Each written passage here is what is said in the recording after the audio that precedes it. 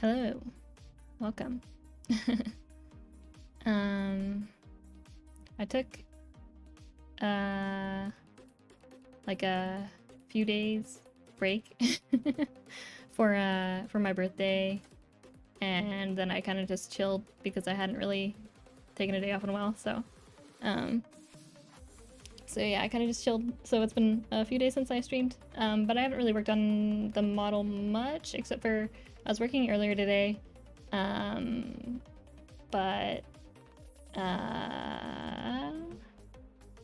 yeah, I was just working a little bit earlier today, so I haven't made a ton of progress since I last streamed, I guess.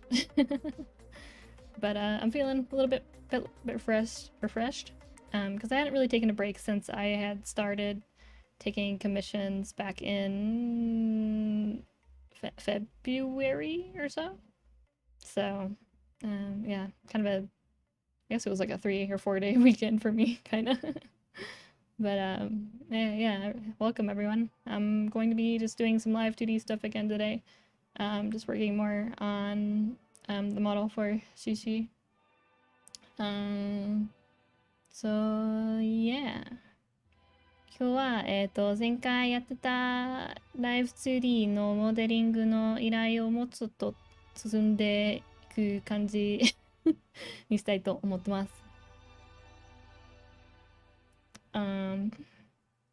Give me just 1 second. Making sure I have everything set up. Oh, welcome, Izoku. Let me just double check on all this. Okay. Hopefully stream's pretty consistent tonight. Last time I streamed, it was kind of cutting in like on and off. Hopefully it's all good this time. We'll see. I'll just restart the stream at some point if it ever dies. But yeah. Anyway, let me change windows. Zoom.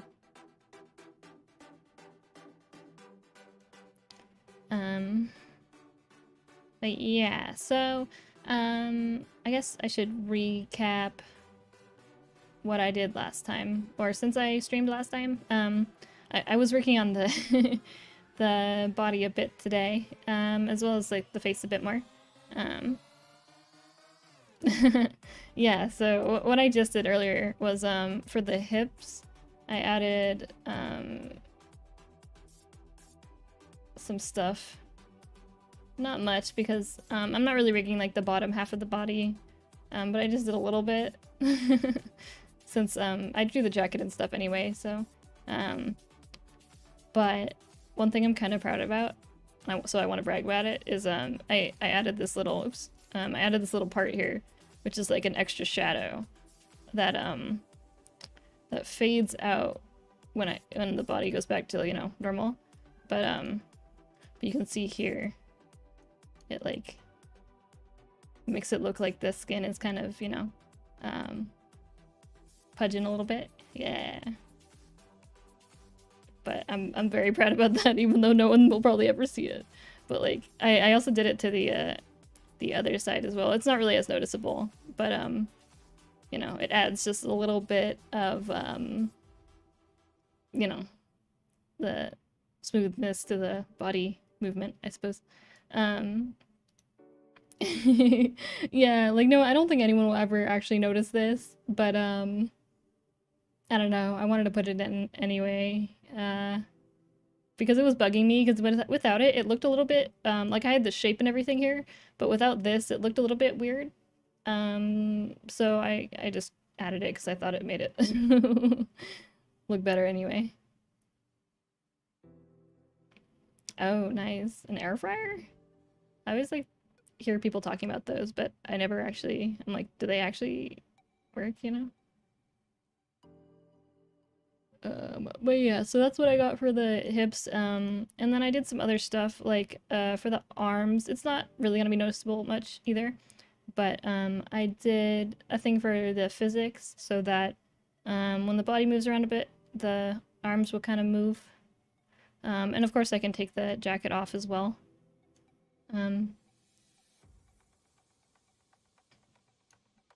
And then what else did I do? Oh yeah, I also did, for the angle C, I also made it so that the shoulders kind of raise a little bit. So it looks a little bit more natural with the neck and everything.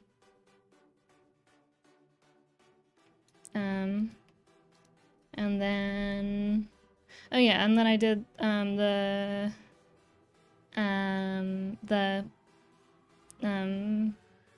shine for the glasses as well, and I did the left and right form for them.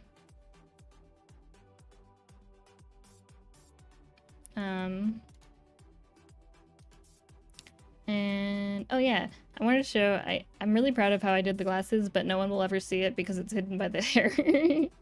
But look at this side here.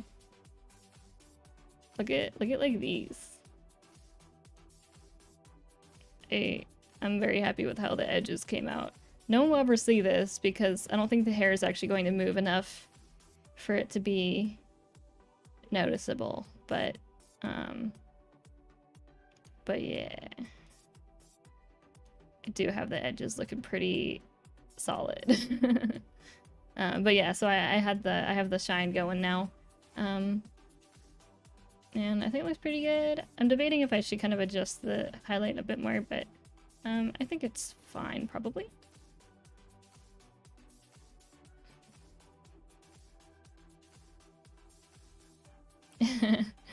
Yeah, thank you. Yeah, I think the shadow of the face, I think, really helps with the shape, because otherwise it looks a little bit unnatural. And like when I was doing Nana's model, the last model I was doing a commission for, I tried out the shadow thing, and I think I'm just gonna keep doing that because I think it makes the face look a lot more, a lot better, and it also makes it like easier to actually do the face deforming because I can use that to kind of make the shape more obvious, you know? But yeah, I was having a bit of issue with the hair, but I think I've gotten it to a point that is good enough. I think it will look fine when everything's moving.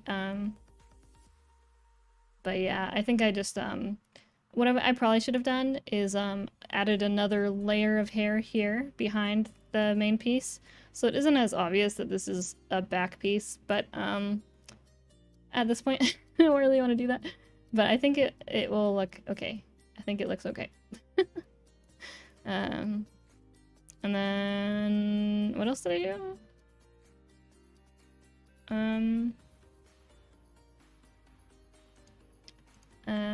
I think that was mostly it.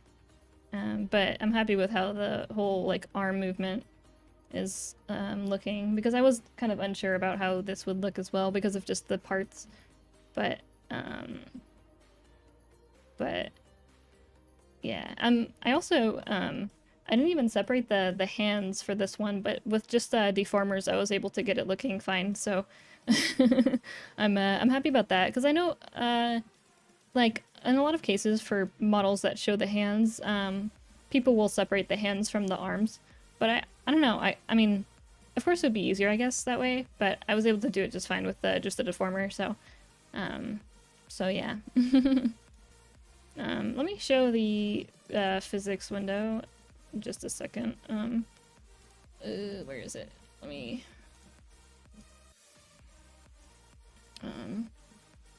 make sure this is actually picking it up. There we go.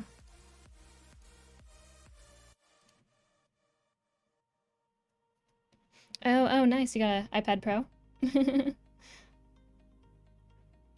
Yeah, well, so actually for this model, I actually switched over to Clip Studio Paint because I was having that issue with the layers in Procreate, and I just couldn't, like, for this model there was just too many parts, and too much, or not, yeah, just like too many parts, and like for the full body, I would need a much higher canvas size, so I actually did this in Clip Studio Paint on my iPad, and I actually had a much better time, and I was able to draw at a much higher resolution, so it actually made doing the details a lot easier, because I wasn't looking at like 5 pixels. But But yeah, like now that I've started using it on my iPad, I still use Procreate for like doodling and stuff, and like more paintingly, like more painterly stuff, because I do like the liquify like tool that they have in Procreate. I think that's fucking god tier. And Clip Studio Paint doesn't really have that. But yeah, I found it much easier to do this model in Clip Studio, just with all, I didn't have to worry about layers. Like it was not like, I have an iPad Air 3rd gen, and it was not lagging at all. And this model is like 4,000 by like 7,000 pixels.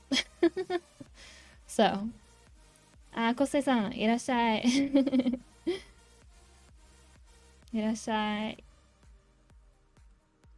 How many layers typically? So the last model that I made for Nana, I had 160 layers total. For this model, it was I think it was, I can't remember the total count. I think it was like 70 or 80, or maybe it was more. I can't remember.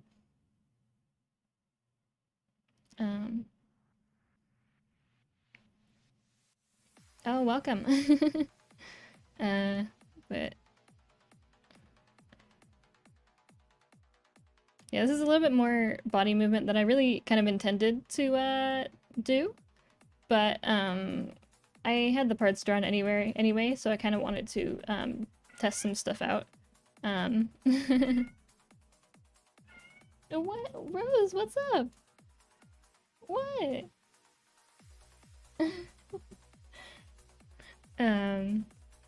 And yeah, so I did the art for this model as well. But so I haven't really added the actual body movement yet. So the boobs are kind of going crazy for no apparent reason, but yeah, once I actually add the body like X and Y movement, I think everything will come together kind of nicely. But yeah, I just wanted to kind of show what I had gotten to in terms of progress. It's kind of cool how like even just with this much movement, it looks pretty smooth. So, but yeah, I got the hip movement looking pretty nice.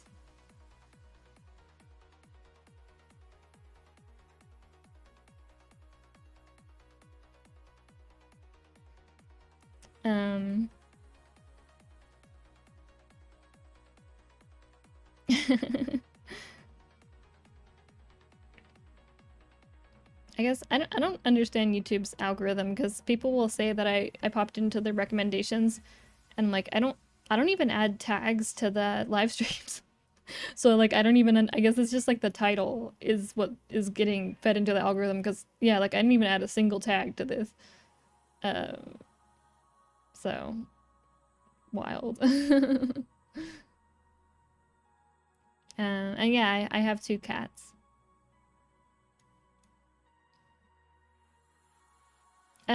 Yeah, so like for the layer setup, everything is very split up. So like the chest is 1 layer, and then like the highlights of the eye are 1 layer, and like the hair, each hair piece is 1 layer, and whatnot. So yeah.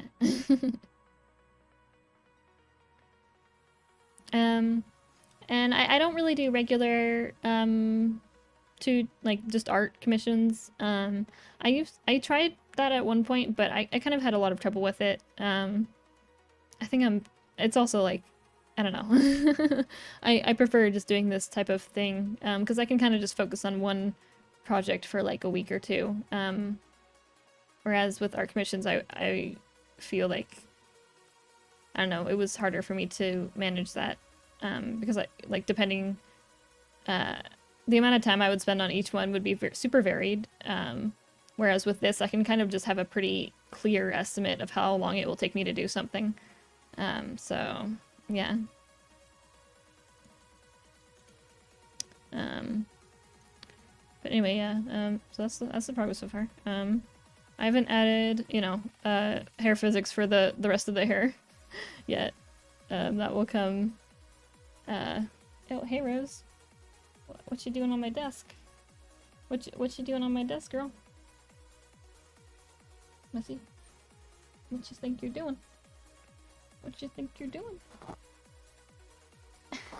What are you doing? Oh, there you go. Oh, you're gonna jump off already? Okay.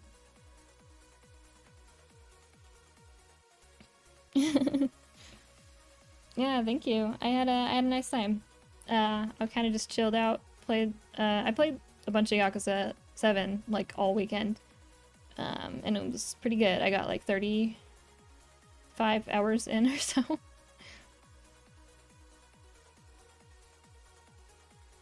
Oh yeah, and I also did the ears, but you can't really see them anyway.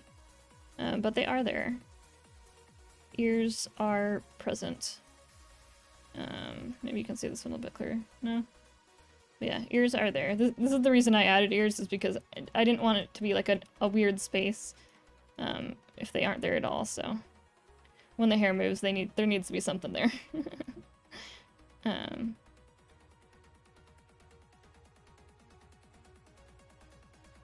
Anyway,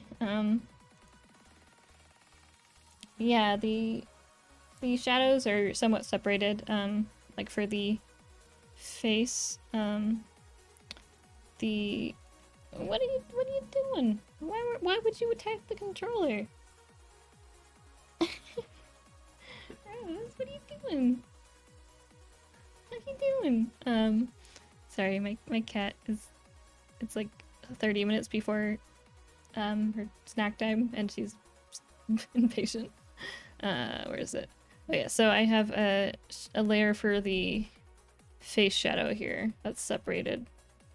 And so when the face turns, it kind of is adjusted to show this like side area of the face, if that makes sense. What are you doing behind my What are you doing, girl? But yeah. What am I gonna do today? What should I do today?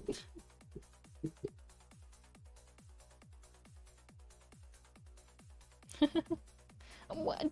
Don't bite the iPad. What are you doing? Bruh? Oh, welcome, Seika. Welcome. I'm thinking about maybe just doing the wait, did I do? Okay, yeah, I did the tongue already. I was thinking I might do the y-axis, attempt to start the y-axis for the face. Because that will be the kind of next hurdle here. So yeah, I think I might just attempt and we'll see how that goes, because, you know, things always be kind of crazy.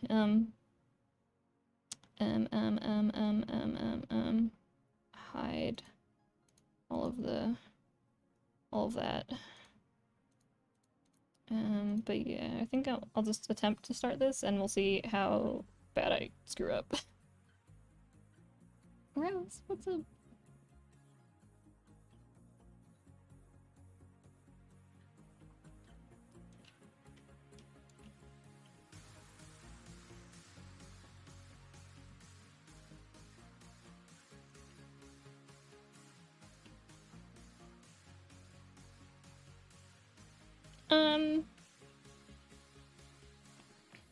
It's kind of good to have like an in-between. You don't want too many. I just have this at this point because I was doing a lot with each direction here.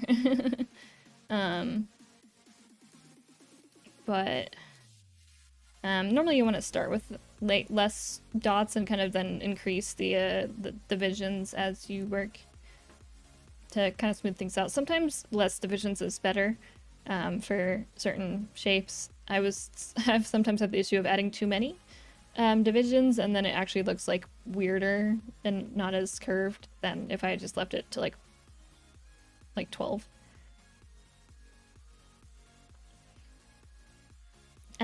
How I get into this? I've been like interested in Live2D for a few years now. I just never had really given it a shot until this year.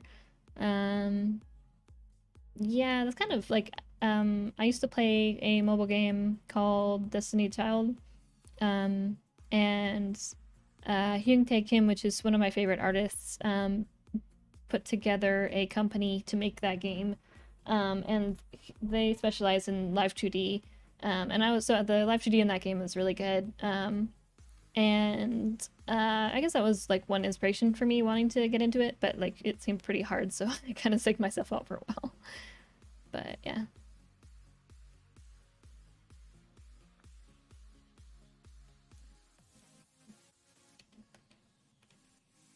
Gosh, this always looks so weird.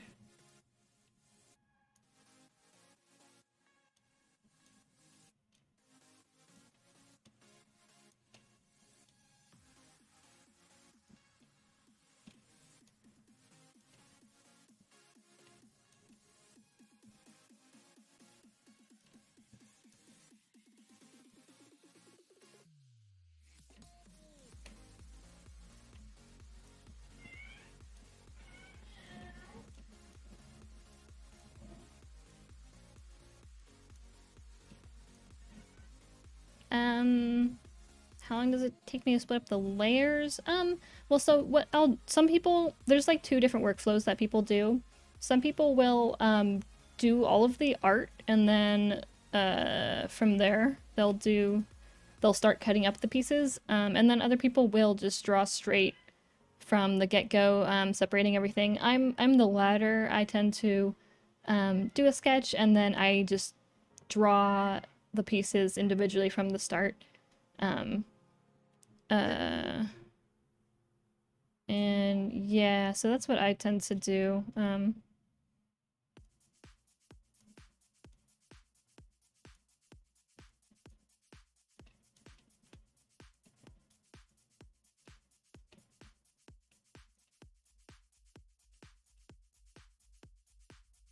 I guess I didn't actually answer the question though.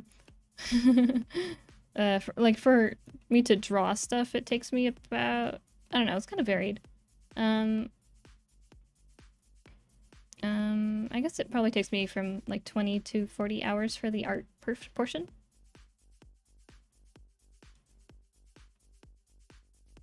I need to adjust the face shape because it looks like it changes to a different character.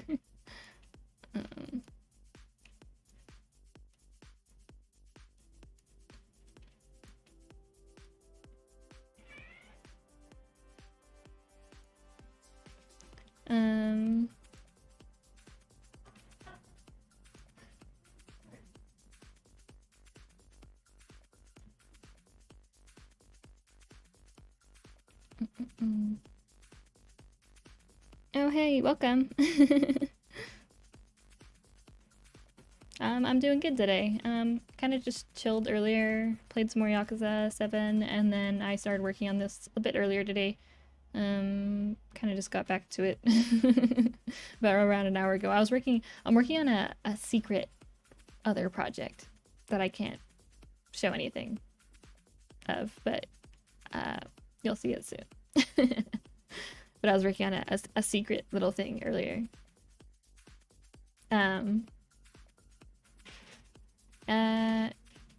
Advice on jiggle physics. Yeah, so I can kind of give a I'll have to adjust this in a sec. For jiggle physics, I can show you kind of how I did mine. So what I did was I have a y-axis deformer here, with the boob parts, boob part being like here and then here. So I have these boob parts just by themselves. And so for the y-axis, I kind of do like an upwards thing like this. Kind of imagine like becoming a little bit more circular shaped. And I kind of move it up as well. And then for down, you know, just making it kind of like more of kind of like a U shape here. And then ignore this deformer. I stopped using it. And so then underneath that, I have an x-axis deformer. I would say this is where a lot of people get it not wrong, but this is where I think boob physics will be improved if you do it this way, and not just literally moving the boobs left and right.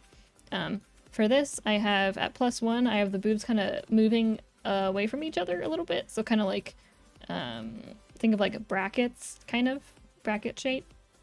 And then for -1, I have them kind of moving inward. Yeah, kind of like in this curve. And with those two combined, with their powers combined, you end up having this kind of movement. And it ends up looking pretty good with the physics going. In terms of the actual physics setting, I didn't do anything too crazy, but I can show it to you. For the she's bald right now, but for the physics, what did I do here? For the physics, yeah, I just have two pendulums. Two pendulums. I have boob Y for the first and boob X for the second. I increased the scale just so that they'd move the right amount. For input, I just have body X, Y, and Z kind of all evenly distributed.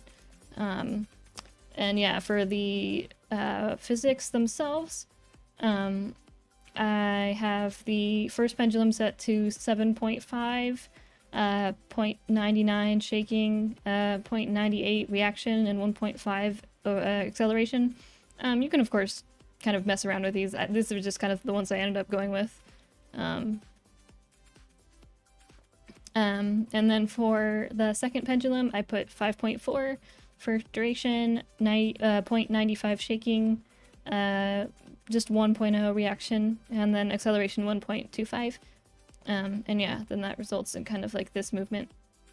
Nothing crazy, but it should be enough movement where if you're, you know, I think it's a good amount of boob movement. But hopefully that fully answers your question. I think that's kind of all the information that you would need for boob physics, and it results in a nice looking boob. You could probably put one more deformer to give the left and right movement a bit more, but I don't know, for like realistic physics, I think this is probably plenty, in my opinion.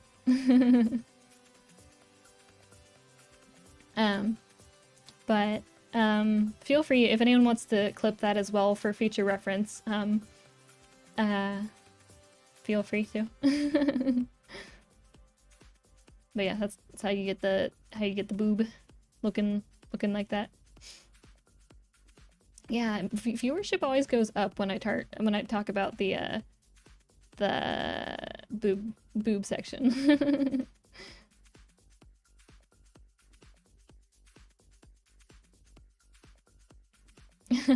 Thank you. Thanks for coming by. Sleep tight.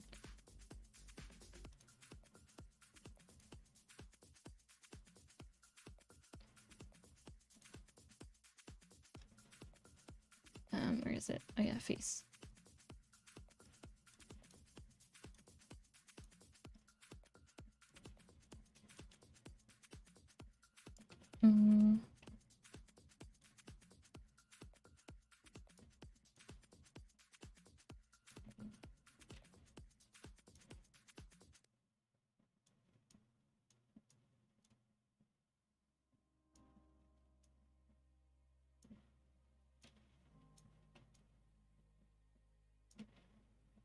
This looks kind of weird, but I swear I'll make it better.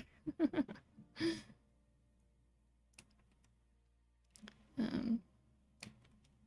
just have to make sure I add enough of these, because otherwise it will affect parts that I don't want it to affect.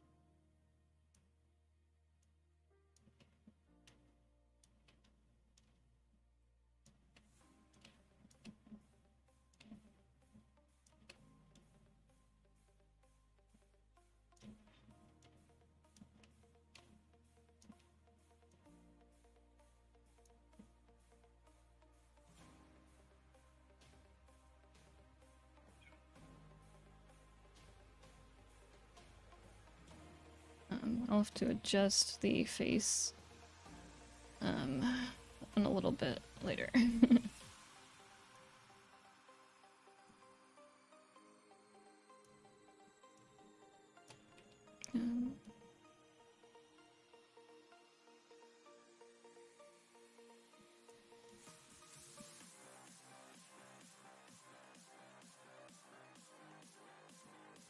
need it less.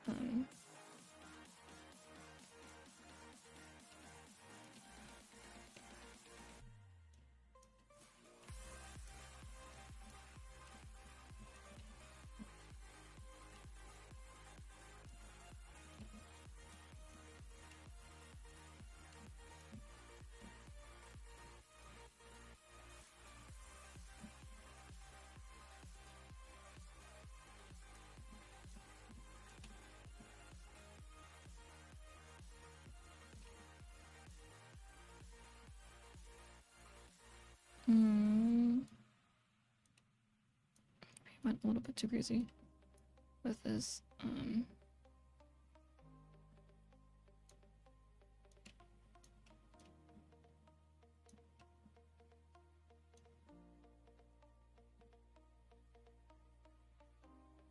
Need to fix the mouth because it gets kind of turned into a cat shape when it goes up, which is a little bit not what I need.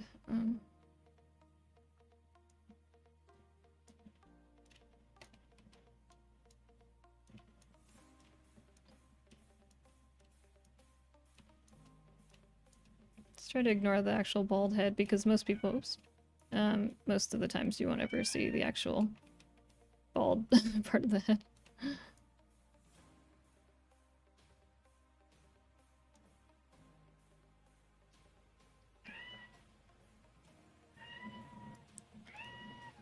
What, Rose? What's up? What? What is it? What is it, girl?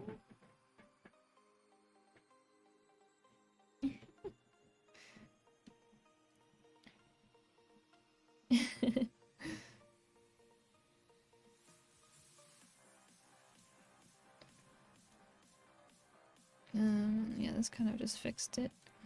So,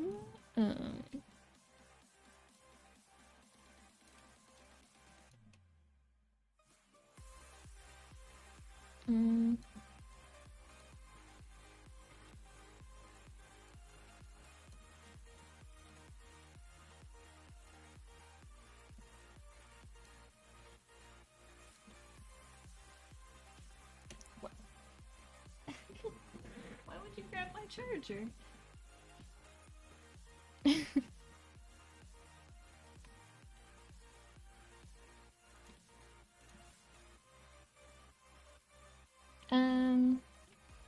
Well, have I been drawing for? To be honest, I've been drawing since I was like a kid, but and I started doing digital art back when I was in middle school, I think. Yeah, back in middle school was when I started doing digital art on DeviantArt and such. Yeah, so it's been a long time coming. It does take a while, but it also depends, like, I don't know, though, it does take a while, especially jumping from traditional to,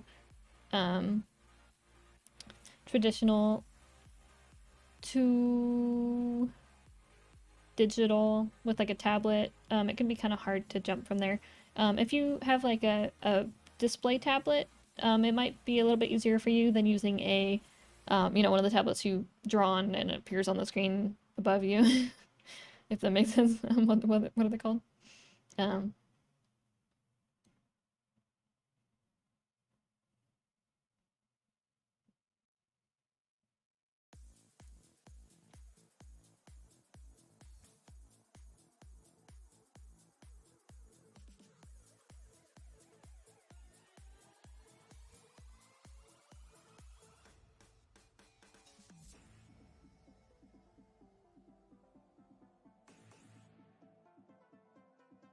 And then face shadow.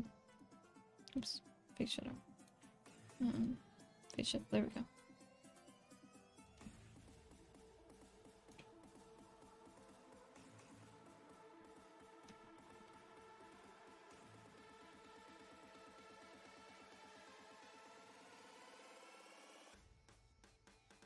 Oh yeah, definitely. Yeah, I used to have an older Wacom tablet that I used, and it was definitely weird getting used to it.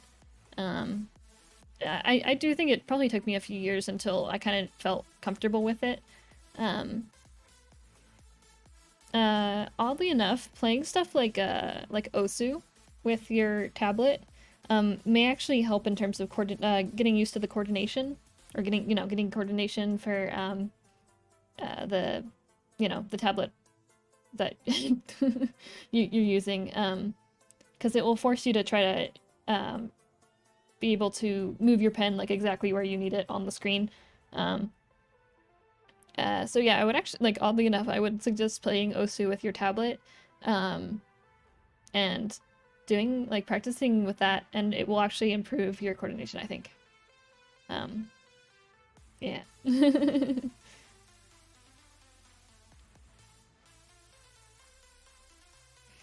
Yeah, definitely using an iPad or just like Procreate on an iPad and such. It definitely feels a lot closer to drawing traditionally, just because like the actual Apple Pencil is pretty good and it has the tilt and everything, so it does feel a lot closer to drawing traditionally than any other tablet I had used before.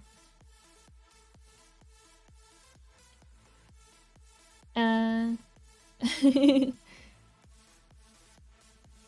yeah. So I switched to Clip Studio Paint on my iPad. That's what I used to draw this one, and I do like it a lot more for stuff that I want to draw cleanly. I prefer Procreate for like when I want to do doodles or like when I want to do some paintings, but Clip Studio is definitely better for stuff like nice line art and such. Um, the pens just feel better, and like there's so many assets you can use um, to make it kind of work better. And like doing fills with the fill tools, the fill tools from the asset store and stuff for the selections, makes things go a lot faster as well. Whereas with Procreate, I would always have to like kind of fix up stuff, and it was kind of awkward. Even with like the fill tool is pretty good with Procreate, but yeah.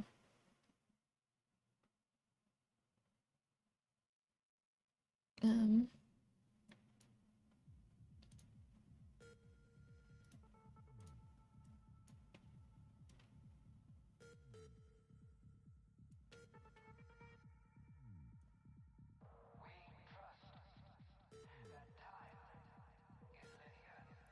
Such a weird song. What is this? I'm skipping this. um,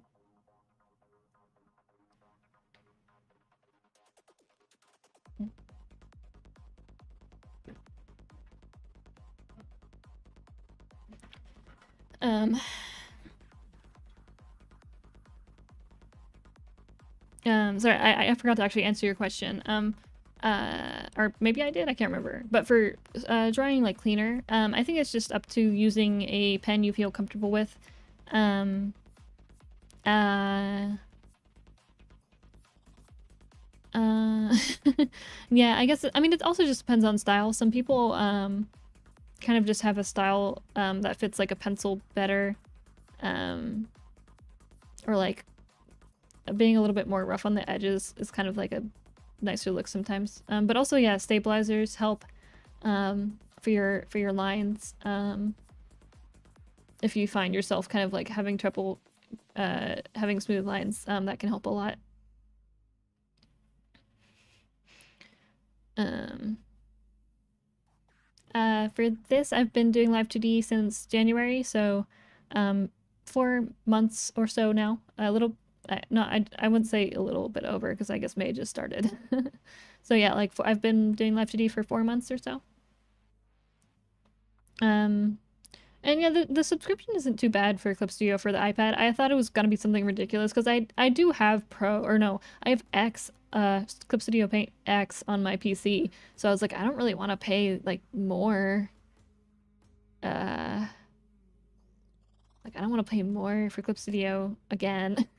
But the subscription isn't too bad. It's like $5 a month. Um, and like doing commissions covers that plenty. So I thought, it's not really a big deal for the subscription, but I don't know, like it's only about $5.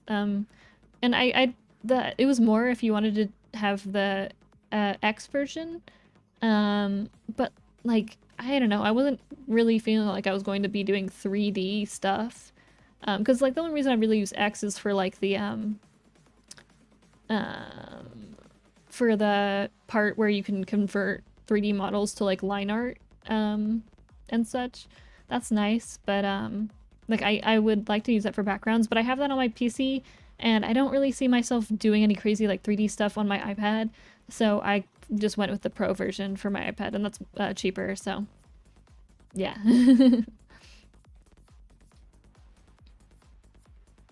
And yeah, Clip Studio Paint has some gestures. It's not as nice as Procreate in terms of like ease of use, because Procreate has that side, you know, the bar for the brush size and like opacity and stuff.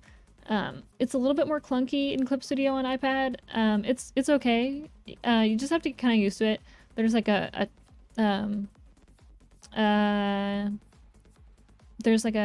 you can do a swipe on the edge of the screen and it will bring up like controls, like control and escape and command, like almost like a mini keyboard. And so you can use that to do things that you would have normally done in Procreate, like if you hold the Option and Command key, I think, together on the side of the iPad, on the side of the Clip Studio toolbar thing, it does the brush size, so you just kind of have to use like 2 fingers on the edge of the toolbar to hold down those, and then swipe up and down with your pencil to change the brush size.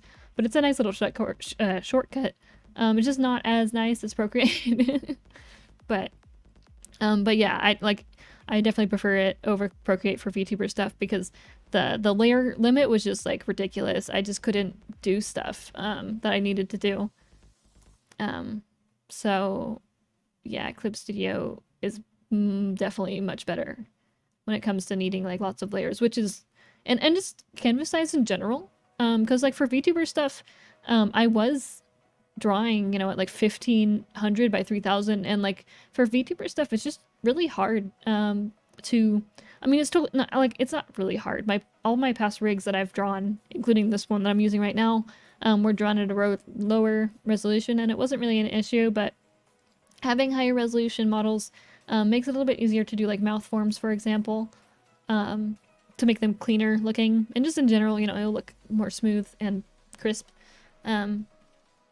So yeah, doing it in Procreate wasn't really best, and it also caused issues when it came to exporting it as a PSD, and then exporting it from Photoshop, because the layer sizes would be like, they'd be fine, but when I would do the texture atlas part, it would be kind of messed up, and I would have to manually place everything. So yeah, I kind of just went on a tangent there, but you know.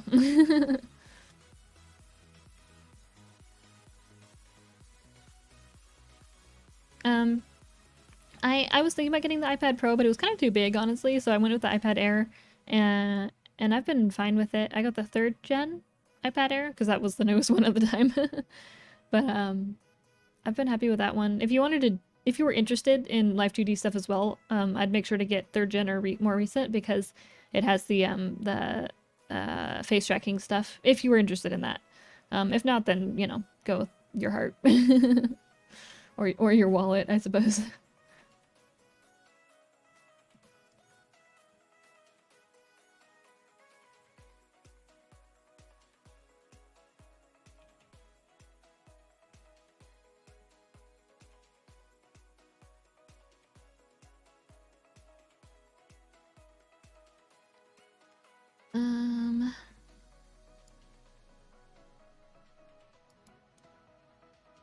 I guess it's the mouth I have to fix. Is the nose fine? The nose is kind of fine, I think. Maybe just move it up a bit.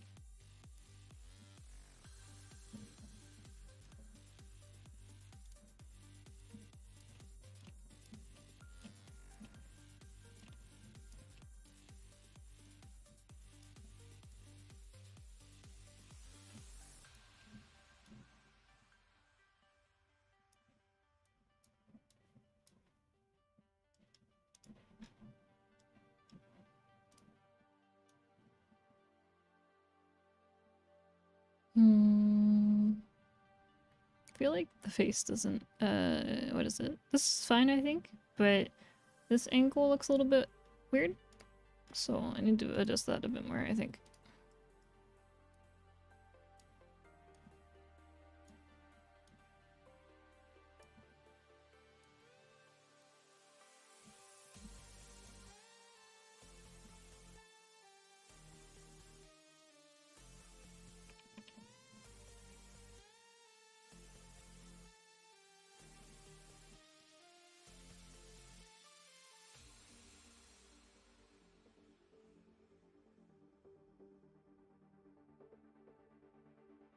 Yeah, my main reason for going with the iPad Air instead of the Pro was just like the size of the Air seemed more comfortable for me, especially I wanted to like be able to just kind of sit on the couch and rest it on my legs and stuff and draw, or like in my chair. And the Pro seemed like it would be a little bit too large for me to kind of comfortably draw on.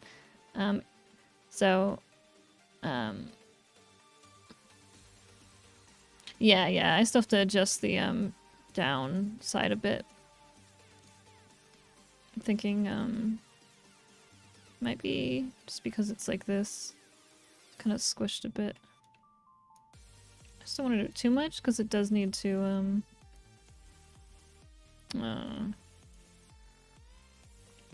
fit properly here. I think maybe just like that.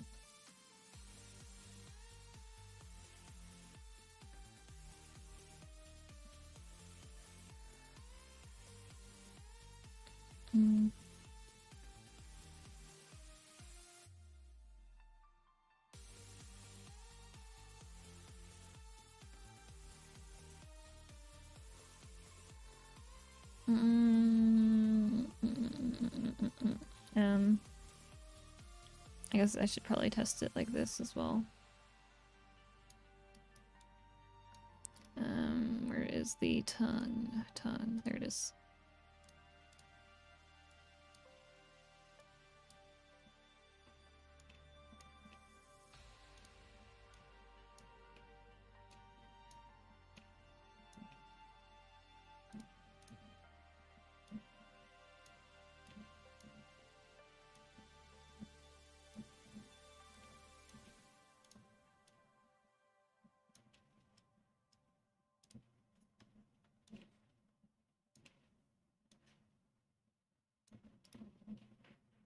Oh, 1 second. My cat is grabbing something off of a desk.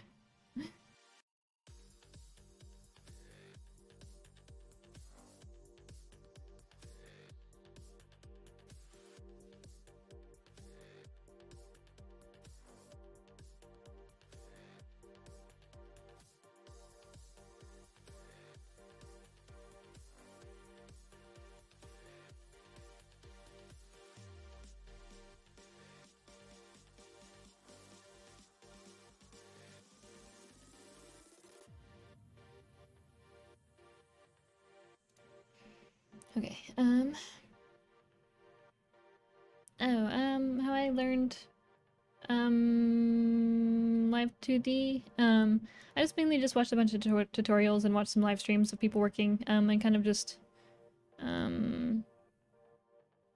yeah, that's kind of how I went about doing it.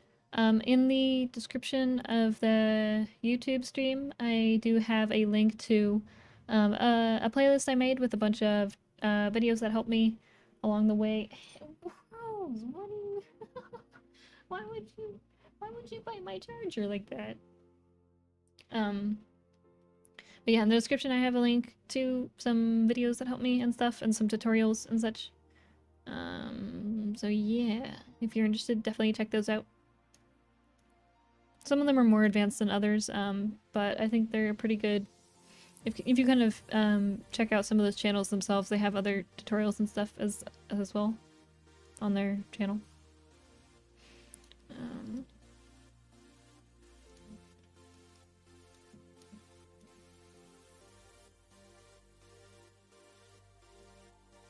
I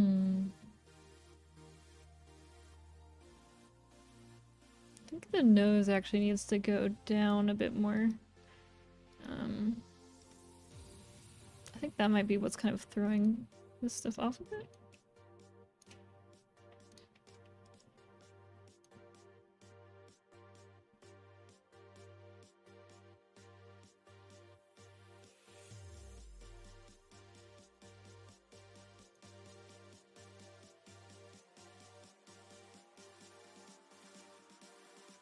Maybe I made the size of this too big. I kind of wanted to make it look like, you know, the light was expanding a bit, but I think I went a little bit too crazy here. I think probably just making it taller is enough to convey what I am trying to convey.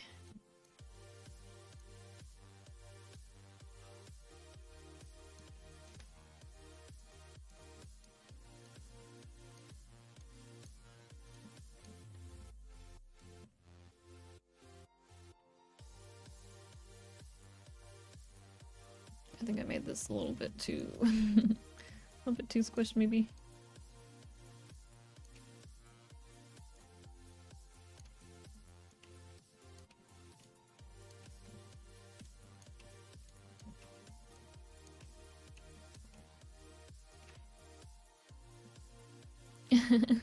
Thank you. It's definitely something that like I had been interested in for a long time. So I'm happy that I was able to finally kind of get up the courage to give it a shot. um,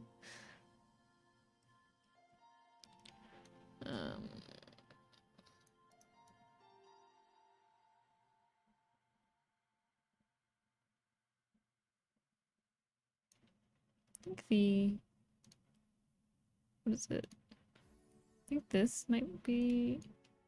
I need to make it like slightly not chubbier, but like I think. Yeah, I think that's a little bit better now.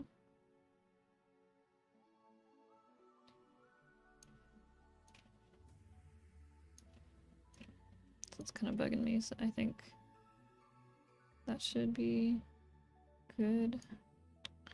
Maybe I did pull these in too much though.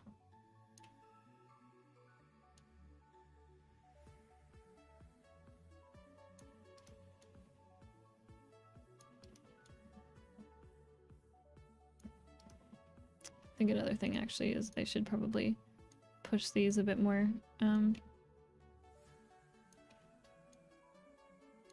Because right now it's not really looking like it's raising the face at all.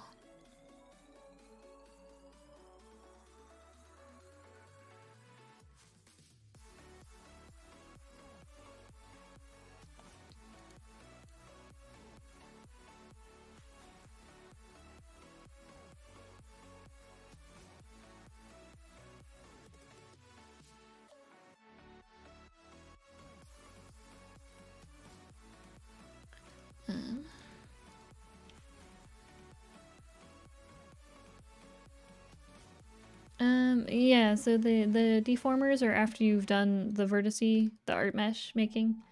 Deformers come kind of after that. Because they're going off of the vertices to use as how much to deform stuff. Or no, that doesn't make sense. The deformations are based on the vertices attached to each piece.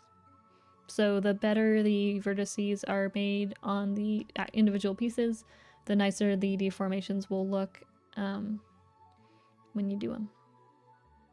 Yeah, they're like polygons, really. 2D polygons. Wait. I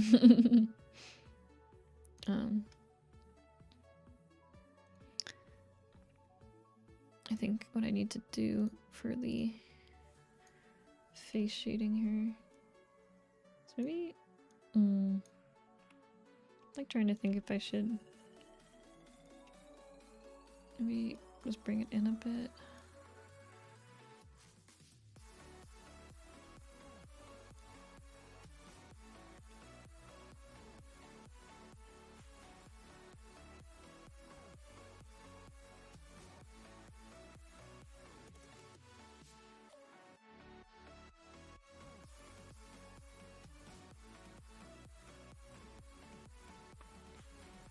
Nah.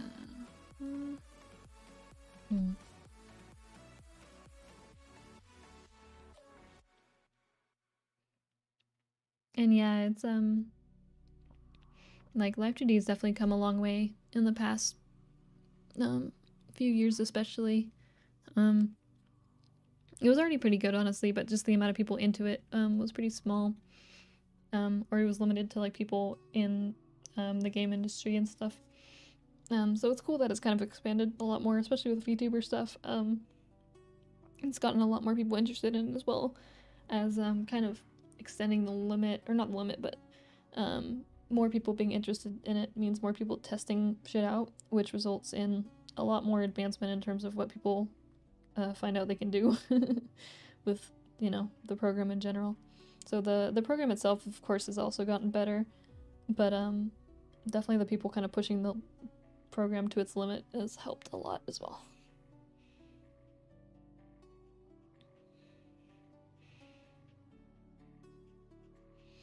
Subway.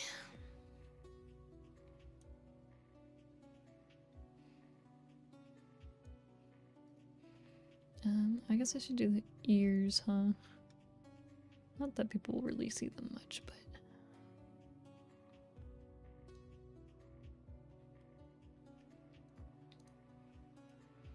they don't need to, like, move that much either. Just a little bit. Because before I tried moving them a lot and it looked really weird, so... no one's really gonna see these anyway.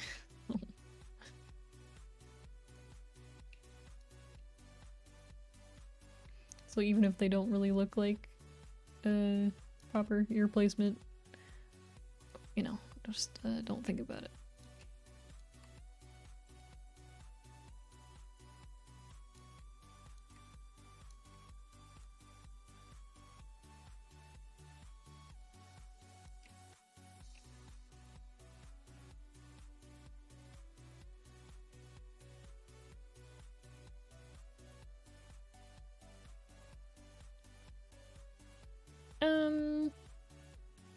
I don't know if it's here to stay. I don't know. It's an interesting thing, because I do think like in Japan, I would say that the VTuber trend is definitely kind of on the decline at this point. It's still going pretty strong, but you can definitely tell that people are kind of getting fatigued, or if it's not that, people are kind of just realizing that a lot of VTubers are just YouTubers. You know, so some people, there was an article, a Japanese article, I think a week or two ago, that was actually discussing like fatigue when it comes to VTubing, or not VTubing, but like watching VTubers. And like a few people were like, yeah, like I watched them at the beginning because they were, you know, new and something, you know, something new and something I hadn't really experienced before. But as time went on, I kind of I realized that they were just YouTubers and not, you know, not something that's really that different. So that article was pretty interesting for me to read. But I think there's still plenty of people who are really into it. And I think like as a person who streams, not like I don't really stream that much, but I think for people it's nice to have that opportunity to interact with people without, you know, showing off your actual face or anything. Or, you know, using some like different avatar to do that as well. I think it's like a nice thing to have, and I think people will probably keep doing that even after the trend ends. I'm just not sure if people will kind of keep doing the whole character thing, because I think that's kind of easy to get burnt out on. I do kind of like the concept of everyone kind of just using their own stuff, just you know, them being them. But I think, you know, going for a character is also totally valid, but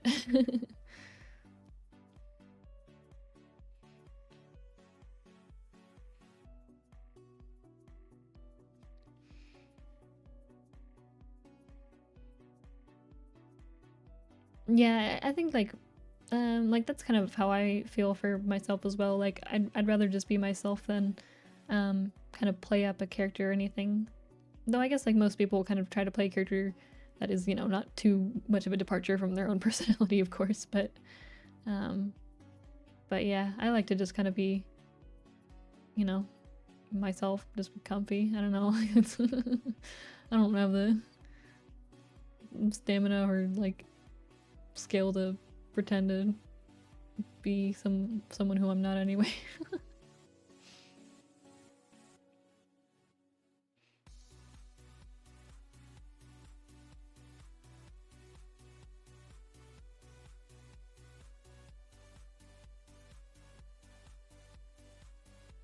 I think the only thing I don't really like Subway that much, but I used to always get I would just get the BLT, and that would be like on sourdough, and I would never get anything else because anytime I would get something else from Subway, it would always be like, dang, why did I get this?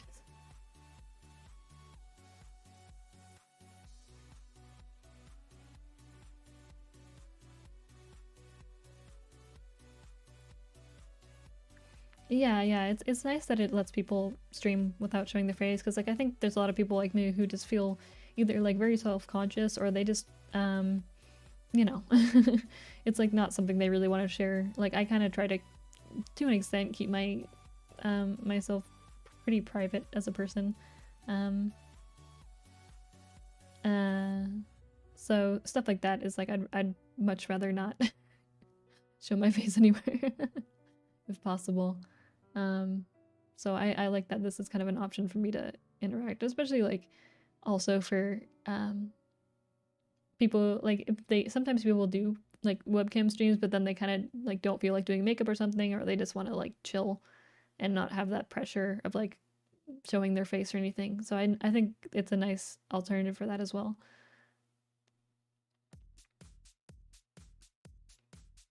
Yeah, like if I can, like why wouldn't I want to look like a pretty anime girl, you know?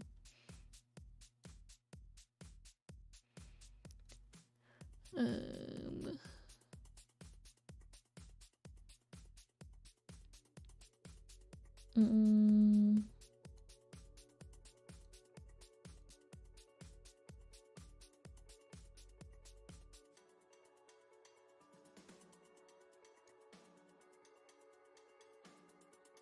think I need to adjust the actual, I think my face deformation stuff messed up the eyebrows a little bit.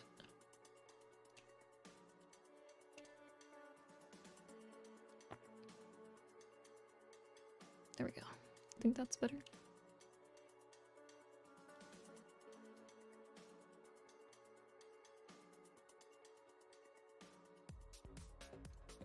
Maybe just a little bit, actually. A little more.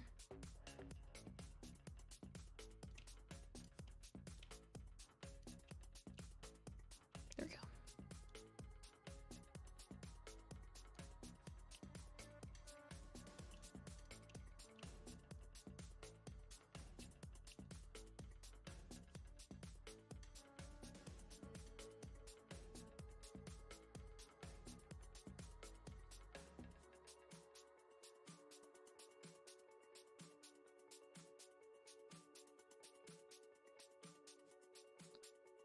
Yeah, like being able to show expressions on stream definitely helps a lot. Like, especially like me personally, I kind of have trouble.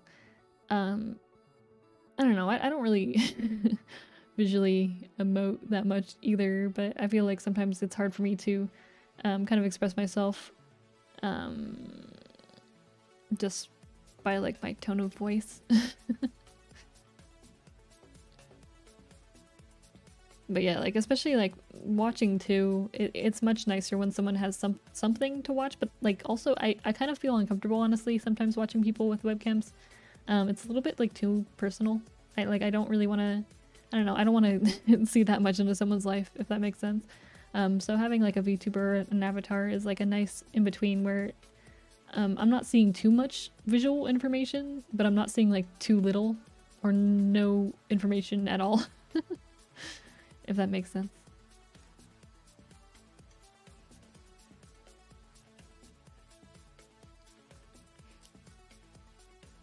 Yeah, motion cap is pretty interesting. It's already come a pretty far way, but it is still pretty expensive. I was looking into it at some point just for like my own interest, because I'm interested in motion capture in general.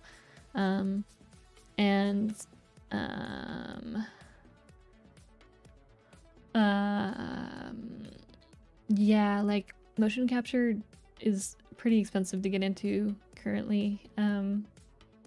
Even with the relatively cheap options for a full setup for motion capture, it can easily be like 6,000 or more, just for kind of getting started. And that's of course not even thinking about, you know, having a model to use it for that's properly set up, or any like software as well. So Yeah, motion cap's kind of expensive, but stuff like Leap Motion, of course, is another alternative.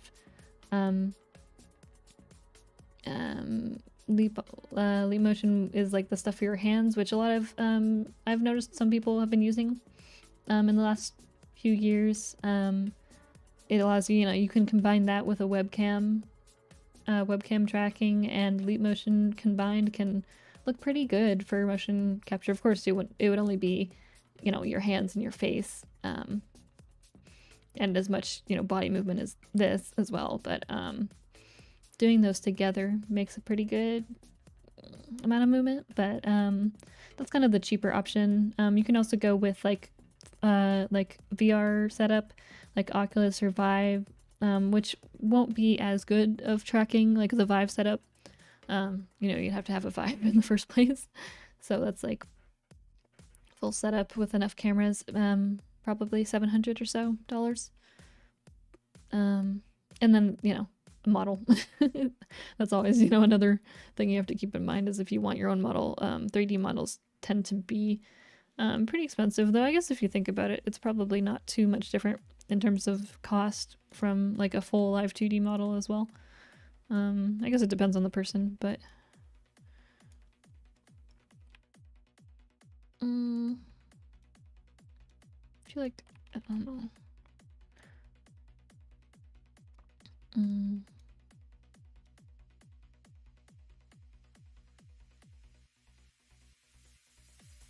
feel like this shape is still like slightly off.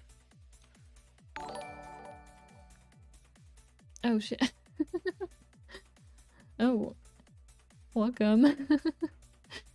Thanks for the raid. Hello.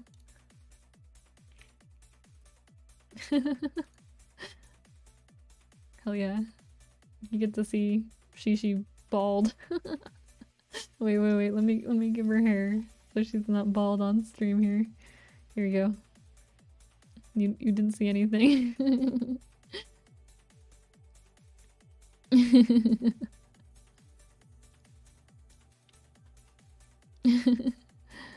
Ah, 来てくれてありがとう。いつも見てくれてありがとう。Welcome. I'm just working on Shishi's model here. I'm working on the y-axis currently, so the hair does not follow the head currently.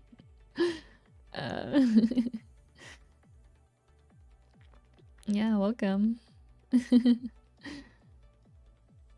So far, this is the only one that's looking solid. But thank you.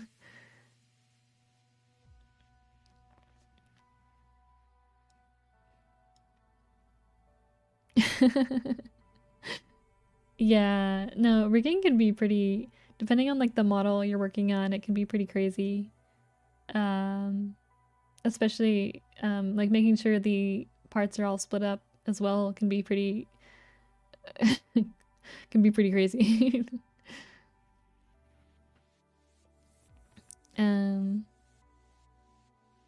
How did I learn Japanese? I took some classes when I was in high school at a nearby college, and I then went to Japan for a little bit over a year,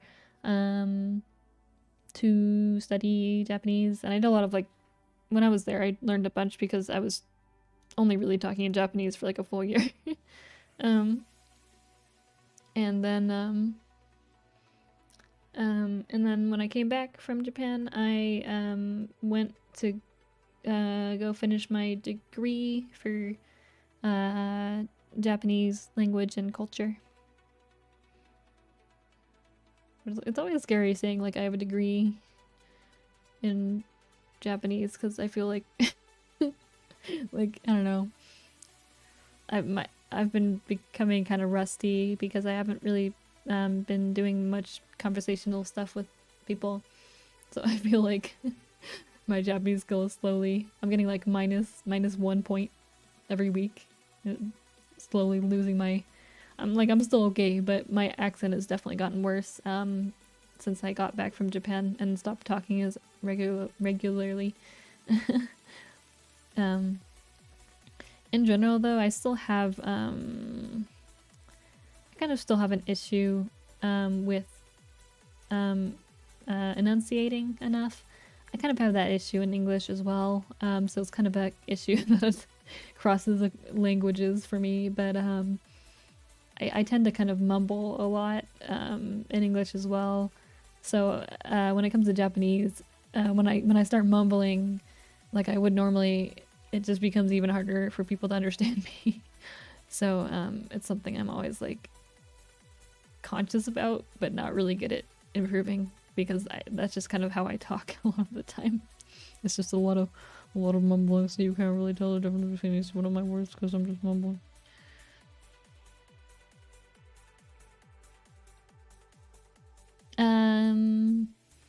Tips for rigging. On Twitch, I don't know if I have the playlist there. Let me check. Oh yeah, so on Twitch, if you go to the About Me section under my stream, I actually have a link to a playlist, a YouTube playlist that I made with a bunch of videos that have helped me, and a bunch of links to channels that I've used to improve as well.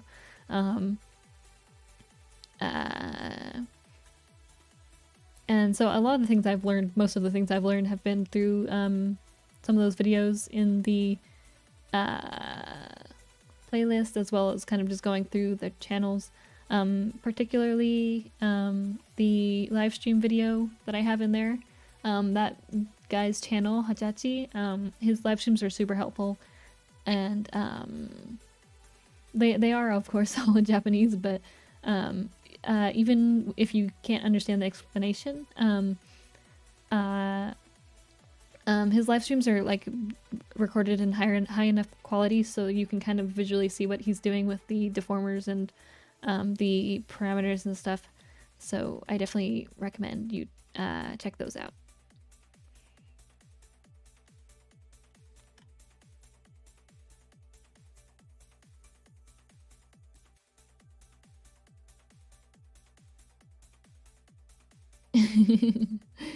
Eigo Kinchi. Eigo Kinchi Haishin. I want to do that. I want to do a stream like that again. Maybe I should do it soon because Golden Week's probably almost over, huh? But I need to do a Japanese stream again in the morning because I haven't really been able to connect with my Japanese side of YouTube, which is like 50% of my viewership is from Japan. So I really should do that more. It's just waking up early enough to do that. I have to wake up at like 5 a.m. or so. And that's pretty rough. But I should do that, honestly, at some point. I want to talk more Japanese. It's just... why does the time difference have to be so horrible? At least, like, when I do streams, like, at this hour, it is, like, late enough that it's early enough in Japan. Where some people are awake. But then people are also, like, at work, so it's kind of an awkward timing.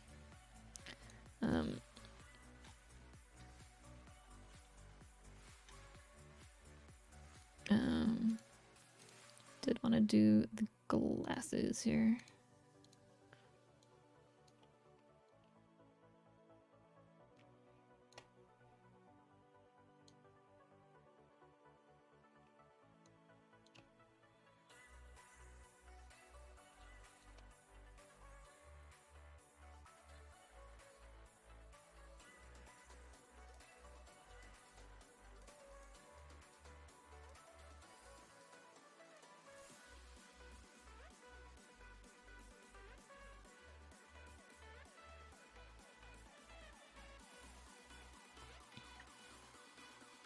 Yeah, no problem. But if you have any specific questions, feel free to just feel free to ask, and I'll do my best to answer.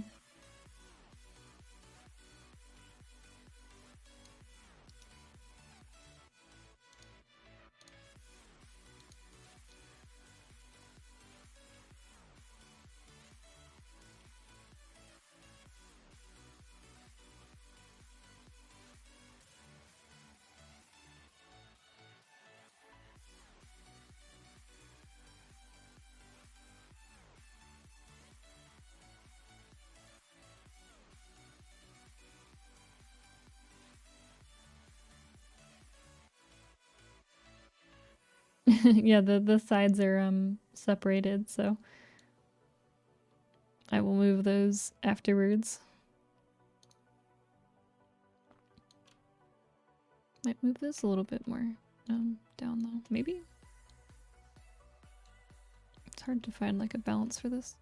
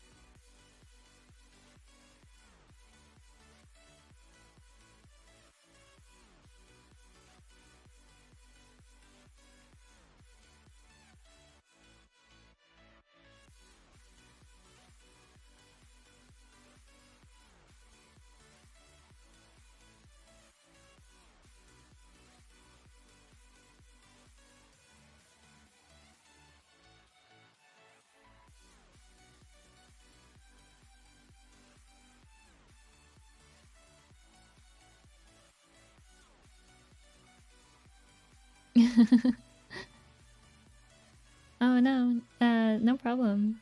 Thanks for coming by. I'm glad that you enjoy the streams. I like just casually doing them. I was kind of stressed about like starting streaming and stuff, but as long as I keep it kind of chill, um, then it's comfortable to just like work and stream at the same time. I appreciate that the chat isn't too speedy because I can actually read through things. Um, I think that like the first time I did like a live stream with my Live2D model, there is like the chat was so fast I couldn't even keep up with like the question. So I appreciate that.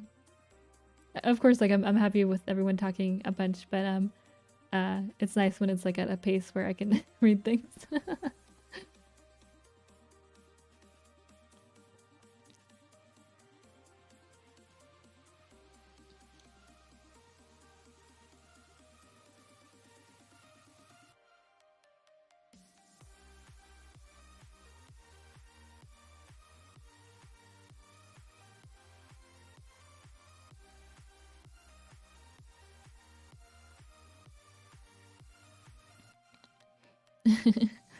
Yeah, it's comfy to just kind of like chat while I work on stuff. Because like otherwise, the nice thing about Live2D that was hard when it came to music was like with music I couldn't really multitask or like do other things while I was doing music stuff,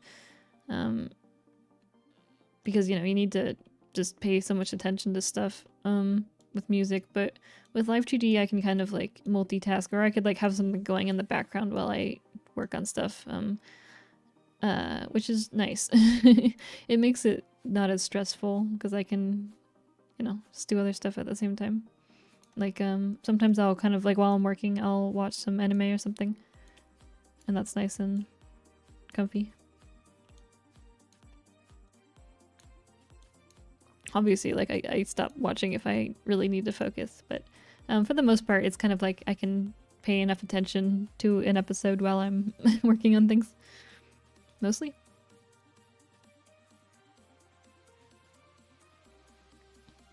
Yeah, it was like the first time I streamed was pretty crazy.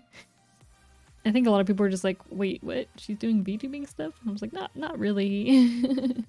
Because it was like I didn't really have any other, like I had made a Live2D model, but I was like, wait, I have to actually use this, huh? So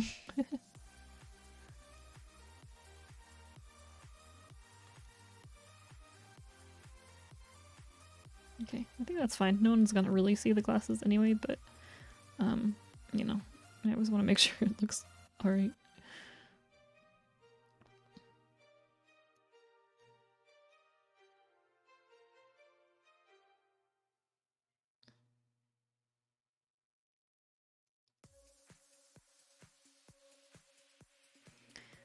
I guess actually for the lens shine. I should probably also do this for the y-axis. I'm not really sure how much though. It's just downwards.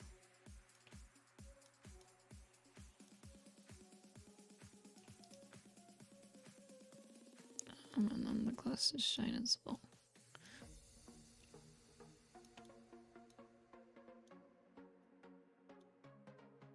Doesn't really make sense with this because it's maybe I'll like rotate it.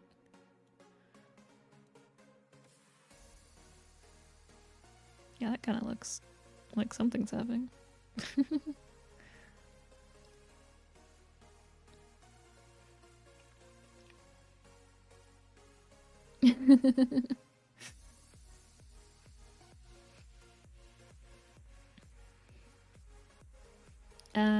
What type of anime? I've been watching the remake of Fruits Basket, and I'm also watching VV for this season, and also, I've been watching Odd Taxi as well, and what else have I been watching? Can't remember.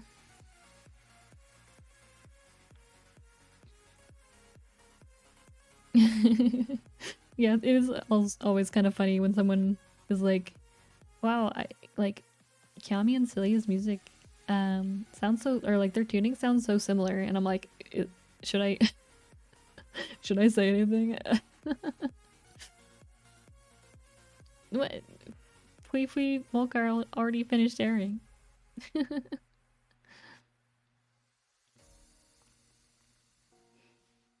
Yeah, I read the manga a long time ago for Fruits Basket, so I kind of mostly remember you know, how stuff went down, but it is kind of interesting watching the remake after all this time, because I'm like, some parts I'm like, dang, was it really always this cheesy? Like some parts I remember being like super emotional when I was younger, and like watching the remake right now, and I'm like, oh, this is kind of cheesy. Of course, there's like still plenty of really good parts, but yeah, there's some parts that I'm like, oh man, I can see how I found this funny when I was like in middle school.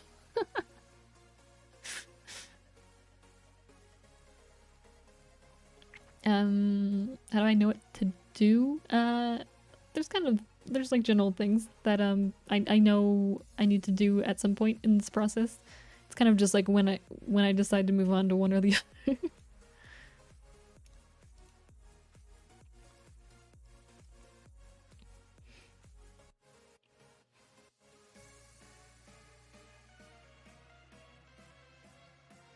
But yeah, it is nice that it's animated pretty well. I was worried because I don't know, a lot of remakes tend to not really look too great. Or like they lose the style. Which it kind of did a little bit. I did like how the older anime looked, even though I know it's very dated at this point. But I did like the older style of the anime. So the new designs kind of throw me off a bit still, honestly. But I guess like at this point I've kind of gotten used to it. But I kind of wish like Toru looked a little bit different. I don't know. I feel like she still looks a little bit weird to me. And like Yuki kind of looks a little bit weird to me too. I think it's just the hair color that kind of throws me off.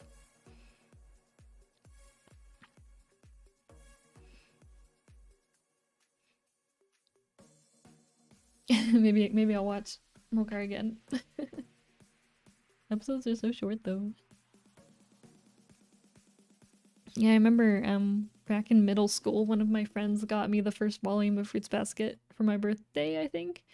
And I remember really being surprised because honestly, okay, let's be real, the first volume of Fruits Basket, the cover art looks horrible. Like I saw the cover art for the first volume of Fruits Basket and I was like, oh man, this looks fucking bad. But then like I read the first volume and I was like, wait, hold up. wait, this is actually kind of good though. And then I remember I went to the library and the public library, and they had a bunch of the volumes, so I started just binge reading everything. I would like go and, you know, borrow a bunch of the volumes. But yeah, like that first volume, the art, oh man, it was so bad. I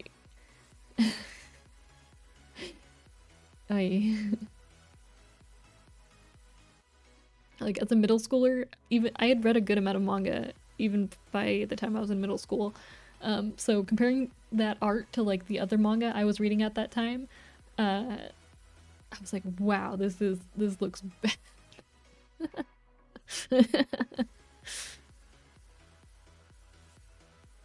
But yeah, no, the story was super solid, and the art got much better. Even after like just the third volume, the art was already much better. First volume was just pretty fucking rough, though.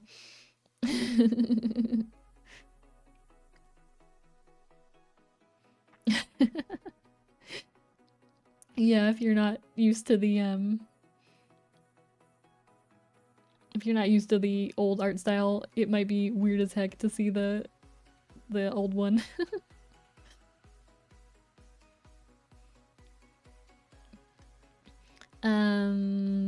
Yeah, for rigging, in general, like more anime toon shaded art is easier. The less amount of shading, honestly, the more you can overlay things without knowing that they're being overlaid. Like shading, if the less amount of shading, the more you can overlay things without anyone noticing that they're being overlaid, or like moving in weird ways.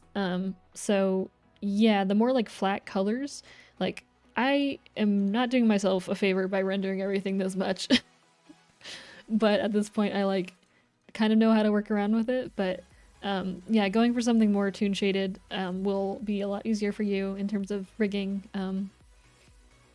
Like honestly, like at some point I would love to make like just a very flat toon shaded character, but like that's not what people were commissioning me for. So I would feel weird if I like just showed up and was like, hey, here's your commission, by the way, it's totally rendered a completely different way. So so yeah.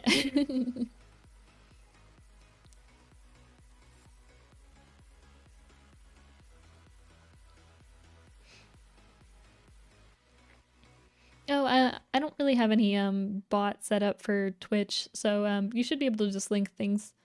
I'm kind of always looking at chat to make sure there's no bots or there's no like spammers. So you should be able to link things. Feel free.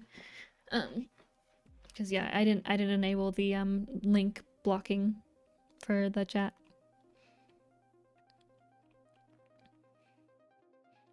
Oh yeah, yeah.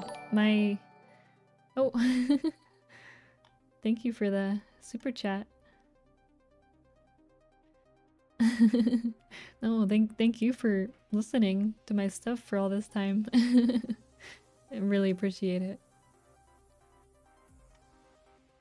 Yeah, for when I was, you know, when I was like in elementary school and middle school, I would always go to the public library and pick up a bunch of manga, which did result in me kind of picking up a lot of manga that I definitely should not have been reading at that age.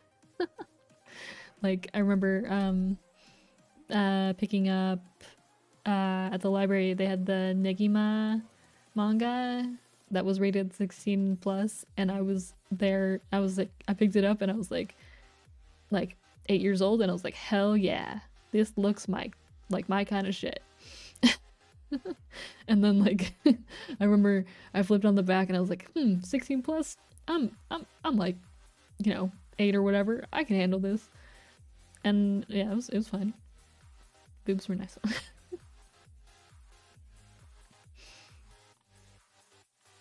I'm not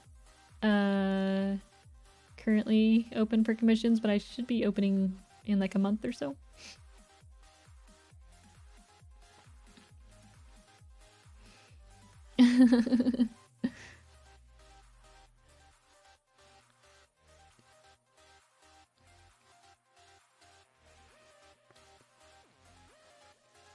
Yeah, I remember Yeah, I remember I read a lot of Negima when I was like a kid, and then I also read oh, what else was there? Oh yeah, they had like Dean Angel, so I read a lot of that. And then I also read they had a lot of Inuyasha, I think, but I was already at that point. I was like buying every new Inuyasha volume because I was crazy. I think I stopped collecting them when I got to like volume 32. I think was the volume I stopped buying every single Inuyasha volume at, because I was like, I forget how old I was, but at that point I was like, okay, I think this is getting to the point where I'm not really even sure if I'm like interested. And also these are way too many books to just like sit on my shelf, because I never like went back and kind of like reread through Inuyasha because it's way too many fucking volumes. So they would just kind of accumulate on my shelf. And yeah, at some point I was like, this is too much.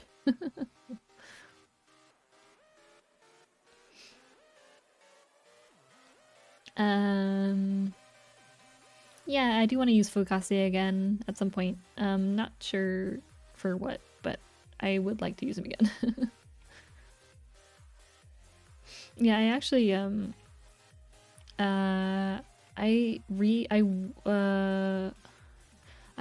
what was it? Did I watch through the? Oh yeah, I watched through the anime for Negima a while back because I was like, I have good memories of this, but I remember that the anime was really shitty. But I was like, I don't really feel like reading the manga right now, and I wanted something as background noise, so I watched through the Negima anime, and it was like a little bit. Yeah, no, I do remember that the anime ending was horrible, so I went into it being like, okay, I remember that the ending sucked, so I'm just going to pretend that that didn't exist. But because I never actually watched through the anime, I'd only read the manga, so I wanted to just like, you know, have it in the background was as I did other stuff. And yeah, it was kind of how I remembered it, but I might reread the manga at some point. I remember like as a kid, I had a huge crush on Negi. Of course, like as an adult, it's I don't really feel the same way anymore. But when I was a kid, I was like, man, I wish Negi was my boyfriend.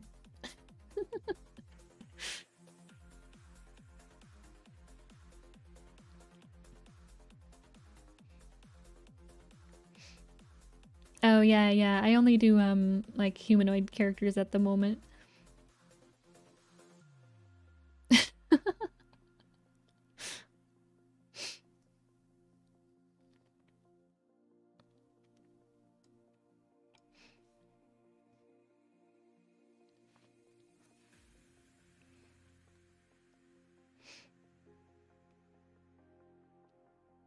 Oh, I don't know if I'd use Gakupo again, honestly. He's pretty difficult to use.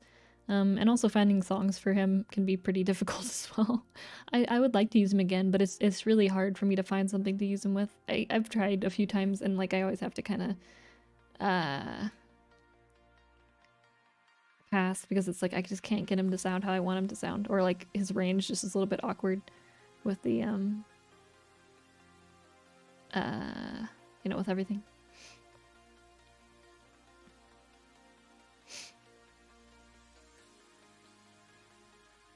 Yeah, I mean, older Nagi was definitely cute, but like as a kid, like as an 8-year-old, Negi was like a dream boy for me because I was a child.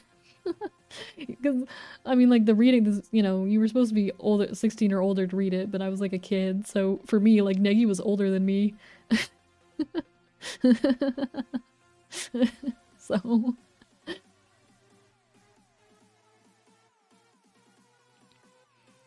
Um,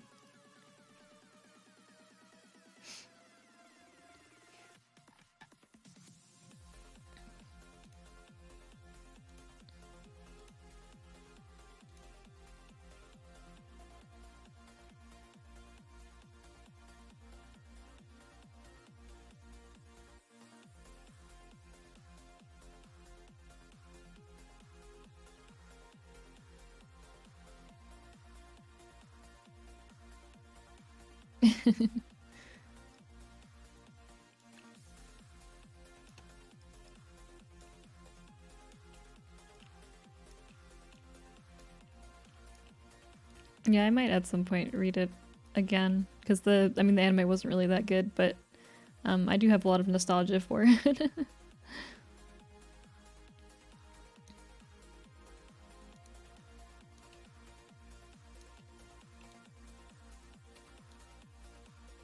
Hmm.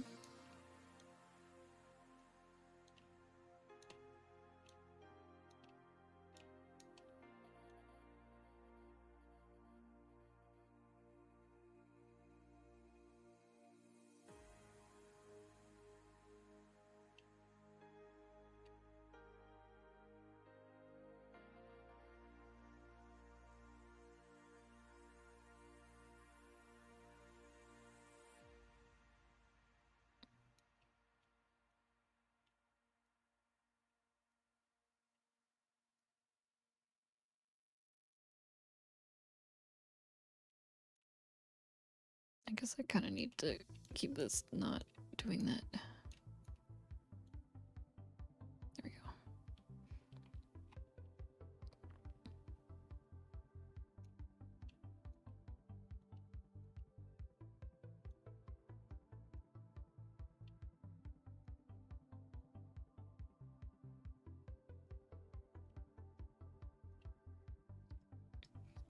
The power holders.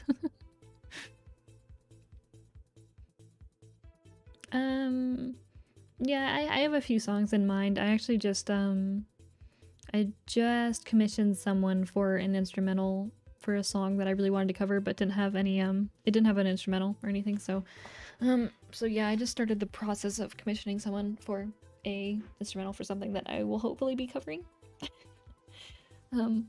once they're done. So maybe like June or so.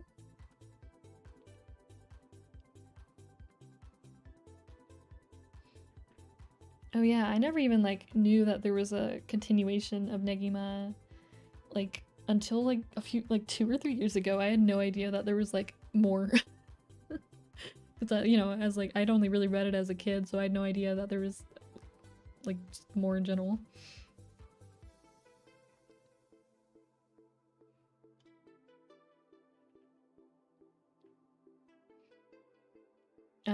Which ones do I own? It's honestly easier for me to answer which ones I don't own. I don't have most of the English Vocaloids, just because I don't really find myself wanting to use them or having a use for them much. But I own most of the Japanese Vocaloids at this point. There's only a small few that I don't have.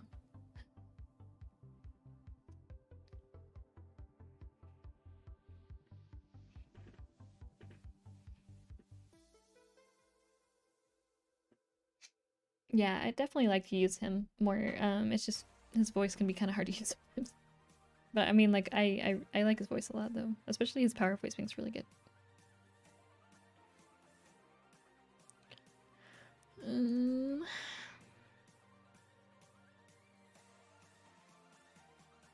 think for the face, something is still bothering me, and I think that something is probably this.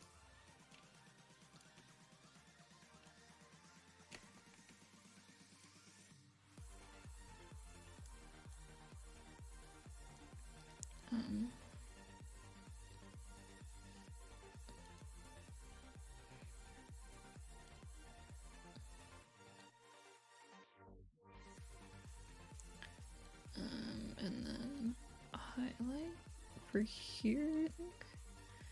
That's what I'm thinking of.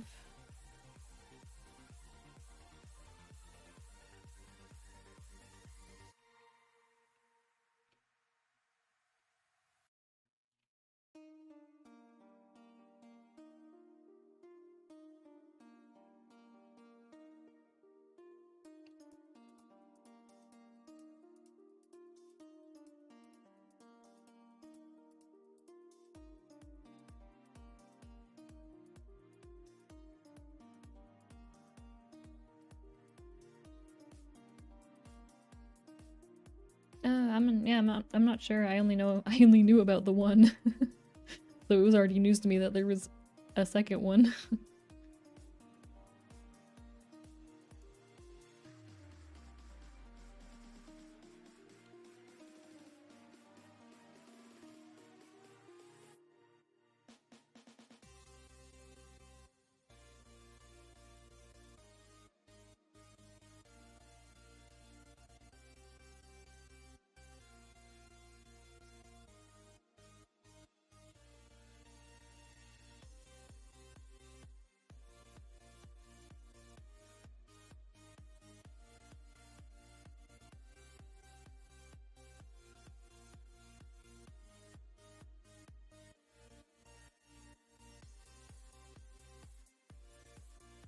Oh, huh. I had no idea. So does it follow, like, Nikki when he's older? Hmm.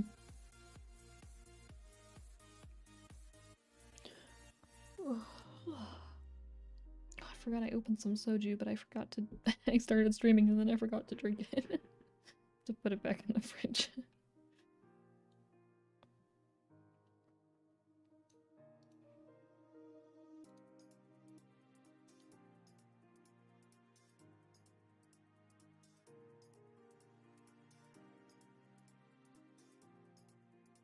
Yeah, I was drinking some lychee soju.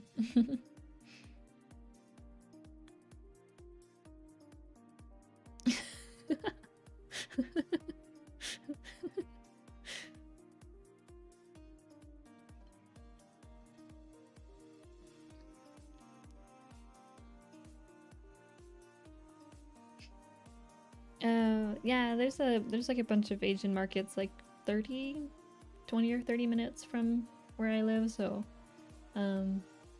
eventually I get wanting to have some soju, so I'll go up there and buy a bunch.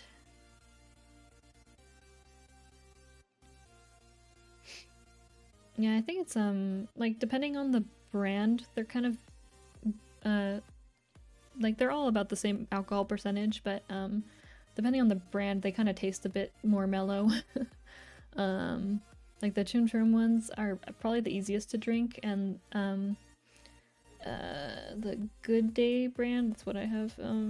This one's pretty easy to drink as well, but I forget what the brand was that I got the apple flavor of, but it was kind of stronger alcohol flavor. But they're all like the same. They're all like 13% or so.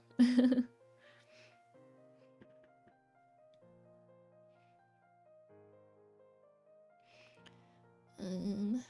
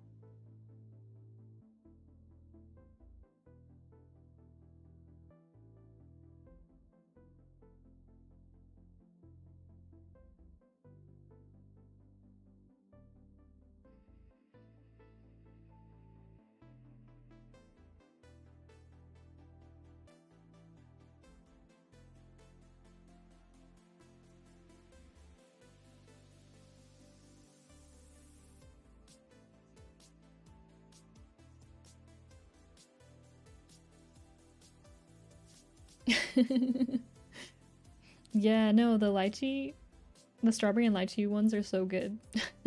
Those are my favorite, I think, because they taste the least strong, but they're still like 13%. But yeah, those are good.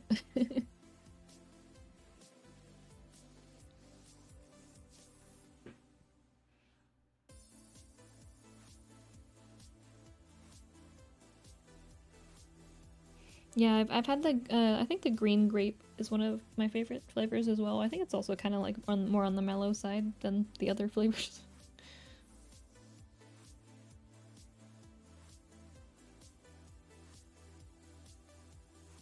Yeah, I haven't tried the yogurt flavor. I have heard that like mixing Yakult with the soju is pretty good though.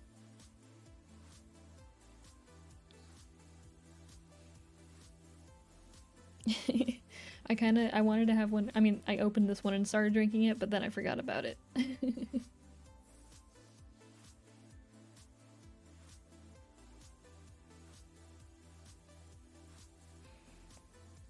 Yeah, what I did before I realized that the nearby markets had soju was I had ordered it online because there was a Bevmo that sold some. So I had it shipped from whatever their shipping facility was, and I had gotten some soju that way. But then I found out I could just like go and get some and not pay like $20 in shipping.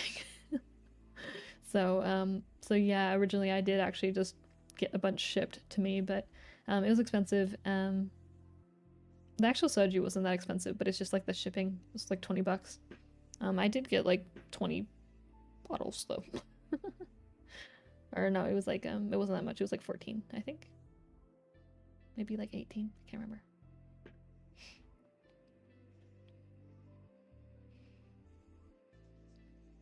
Yeah, it's mainly just the shipping cost that can be kind of an issue, because they'll get expensive because of the weight of the bottles and everything, and also just packaging it in a way that the bottles will be safe going across the country.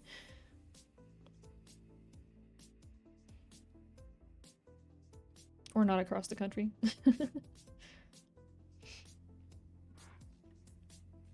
Yeah, I tend to sometimes I'll open a soju and put it on my desk, and I'll take like a few sips and then I'll forget about it because I'll be doing something, and then I'll, like hours later I'll be like, oh yeah, I was drinking this, huh?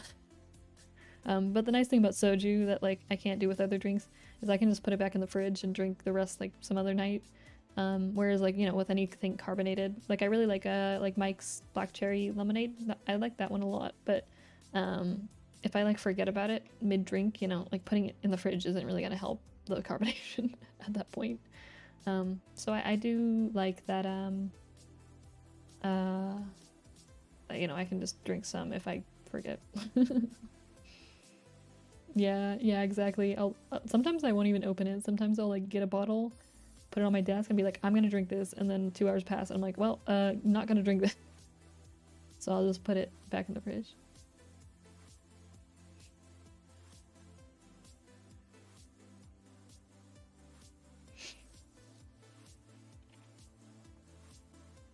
Yeah, the black cherry is my favorite flavor of Mike's. I tried a bunch of the other flavors. I actually was not a fan of the watermelon flavor.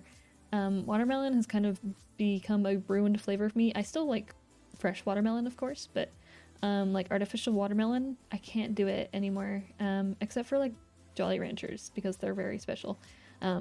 But for many years, since like early high school or like late middle school, I used a watermelon toothpaste. And the flavor was pretty good. But yeah, so the issue with that is now everything that has that exact same flavor of watermelon is ruined for me because I only think about that watermelon toothpaste that I used for years and years. So like certain flavors of watermelon, I'll take a bite or I'll take a drink and it will just be nothing but toothpaste in my brain. And it sucks. It really sucks. It was great as toothpaste. It was a good toothpaste and it like encouraged me to brush my teeth a lot more consistently. But yeah, it ruined lots of stuff for me. What was it specifically? Oh yeah. The watermelon flavored Four Loko. Literally the exact same flavor as that watermelon toothpaste.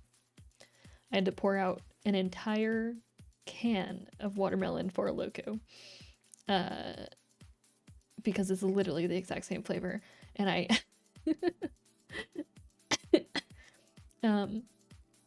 I was like, to my boyfriend, I was like, dude, fucking drink this and tell me it doesn't taste like that toothpaste I used to have.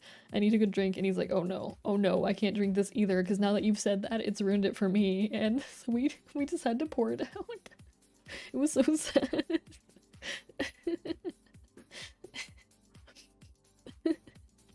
Just an entire can down the drain.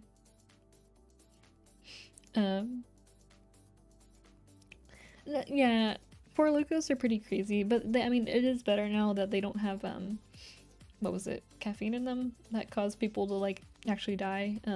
They're kind of just like really strong now. But I only really like the green apple flavor of Four Locos, and I'll only have those every now and then. No, I switched from that toothpaste many years ago. I think it's been probably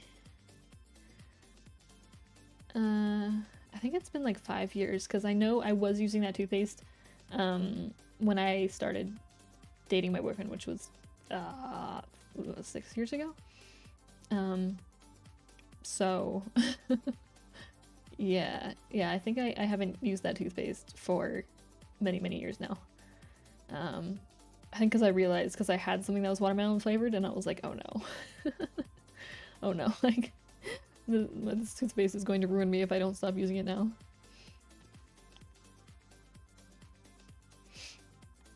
Yeah, they tend to sell Four Locos like all over the place here at like gas stations and stuff, so they're pretty easy to come by.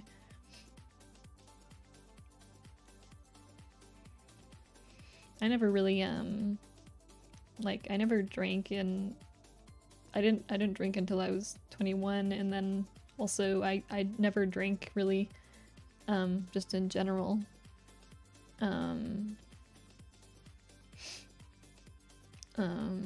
So I didn't have any like crazy college drinking anything, because I don't go out of my room.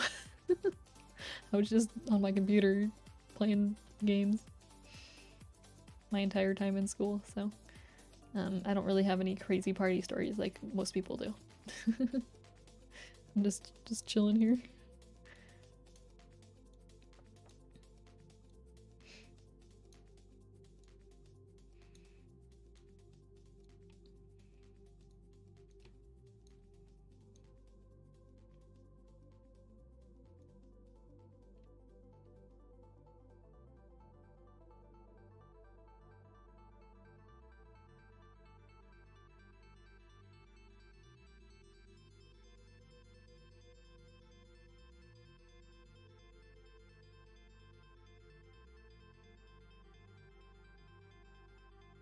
Yeah, you can get them at gas stations pretty regularly around here.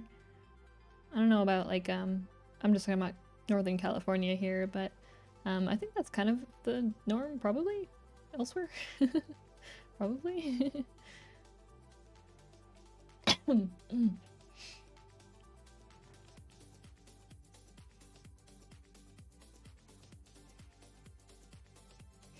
Oh, thanks for coming by.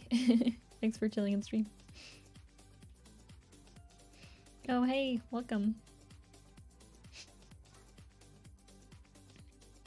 Yeah, I think it's pretty normal in the US to have, you know, pretty good amount of random, I guess not too random. They tend to have like a pretty set amount, or set variety, at gas stations in my experience. They always have like at least one flavor of Four Loko, but it's normally, it'll be like one of the flavors I don't like the gold flavor or whatever. It's like, I normally have to kind of go to specific gas stations to find the, like, the green apple flavor.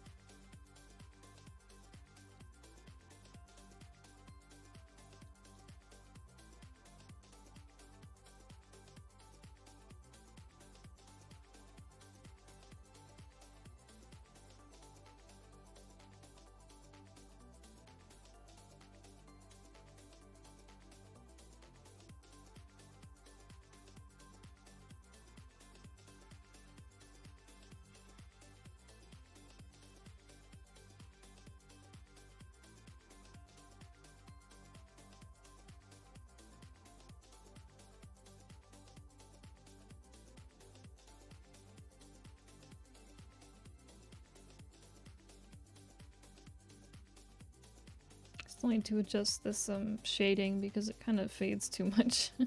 Or not fades, but the color needs to match the under part of the neck a bit more.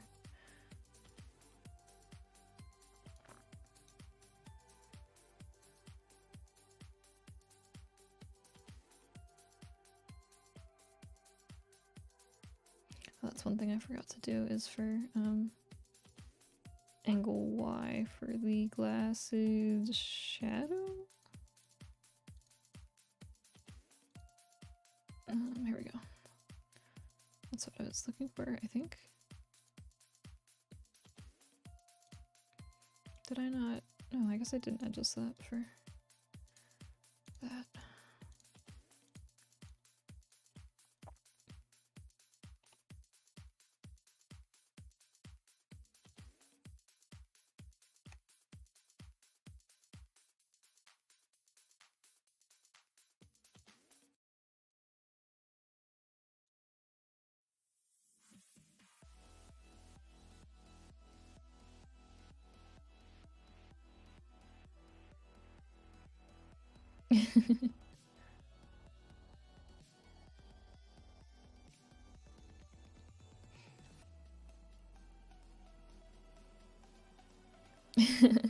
Yeah, we can get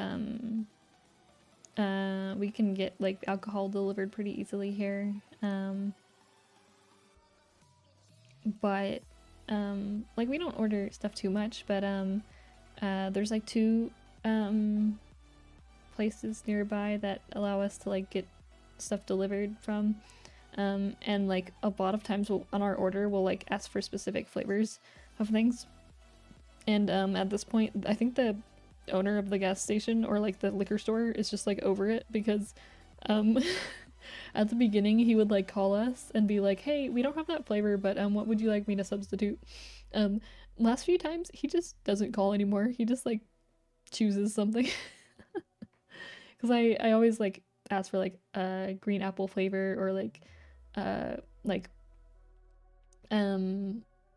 like the, what are they called, the buzz balls, which are like really strong, little, like pretty much a few shots worth of like alcohol, but like I really like there's like a green apple flavor of that, and then there's also like a pina colada flavor, I think. But yeah, they never have that one, but they always list it, so I always like ask for it, but they never have it. And yeah, they don't call me anymore. So they just like, he just like chooses one. And yeah, so he'll just pick something and we'll just like find out what we got when it gets delivered, and we're like, oh, okay, thanks, I guess. But I mean, I get it, because it would be annoying. Like if I was him, I'd be like, come on, guys, we never have that flavor. Why do you keep putting it on your order? I'm not gonna call you guys. You do this every fucking time. So I get it. I get it. But but also like sometimes what is it? For the buzzballs, they'll pick out a flavor that's like really not that great, and like I'll have a really tough time drinking it because I'm like, oh, this flavor's not great at all.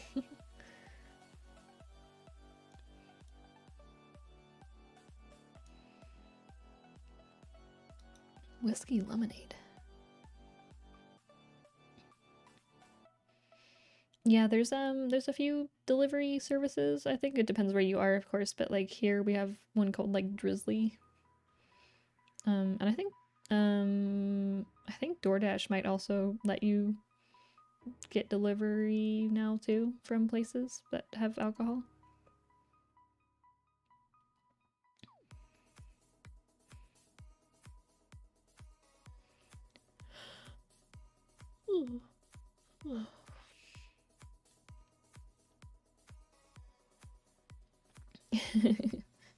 Yeah, soju's good. I just wish the I was excited for the green apple flavor, so I got like I got a 6-pack, and then I got like 5 more or like 4 more separately. And then like I don't know, it's not bad, but it's definitely a stronger alcohol flavor than the other flavors. It's just the brand, I think. But it's a little bit sad because it's a little bit harder for me to drink, just because it's much more, there's like, you know, that kind of aftertaste of just like alcohol that's a bit stronger than the other soju brands or flavors in general, which is weird because like in general I feel like Apple does a pretty good job at like masking that flavor, and I've had some pretty good apple soju before, but it must have been a different brand, because yeah.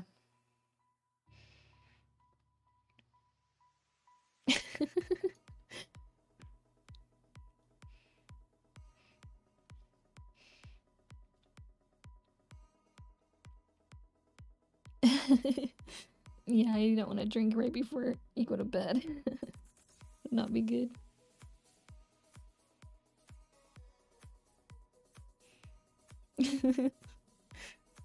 Yeah, I guess I mean, if you guys are both in Canada, then it would technically be possible.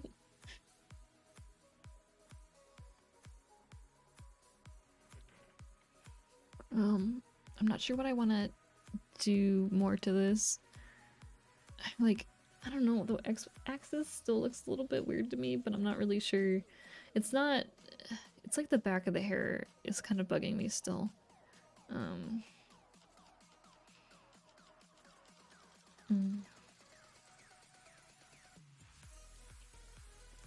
think it's mainly just like the bang though.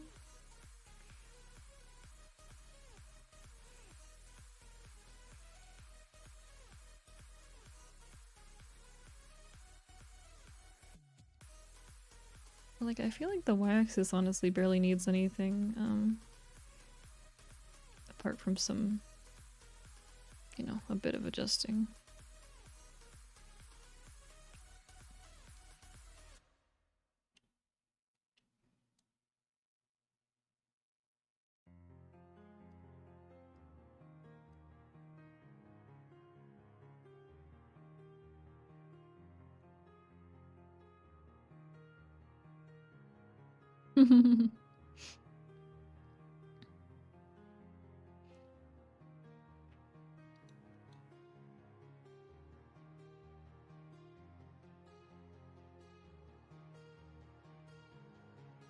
Maybe I should move the back of the hair more with the I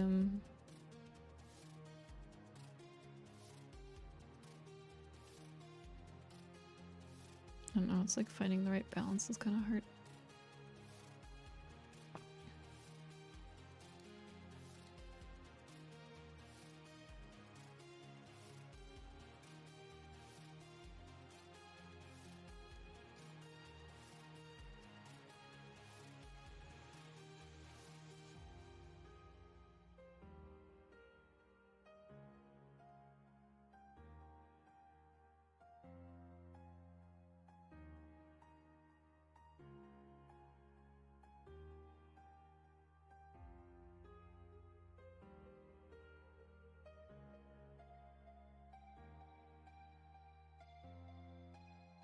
She vibing.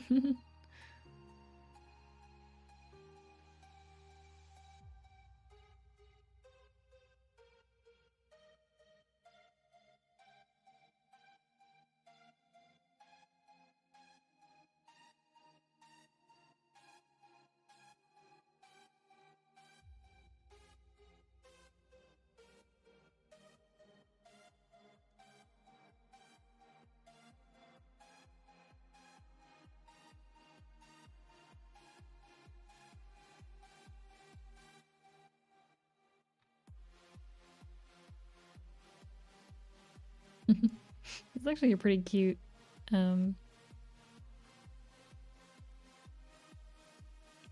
pretty cute angle.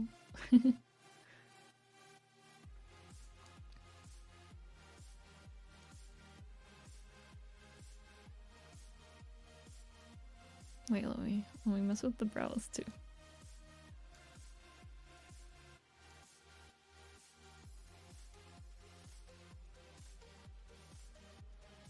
There we go.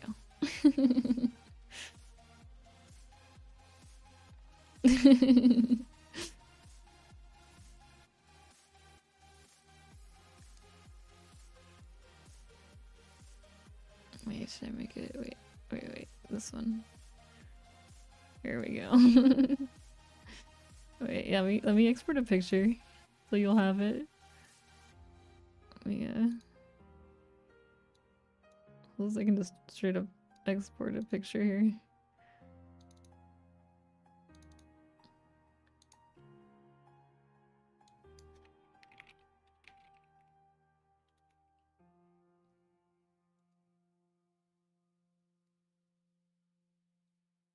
I'm gonna export this at a smaller resolution because actually no, I'll just do it. Export this at full resolution. Take a minute or so to export this.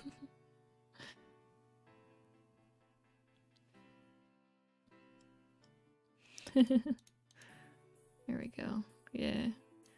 It's a good face. This is why I like rigging, because you can add so many, like, I don't know, you can add so much personality to just a single picture.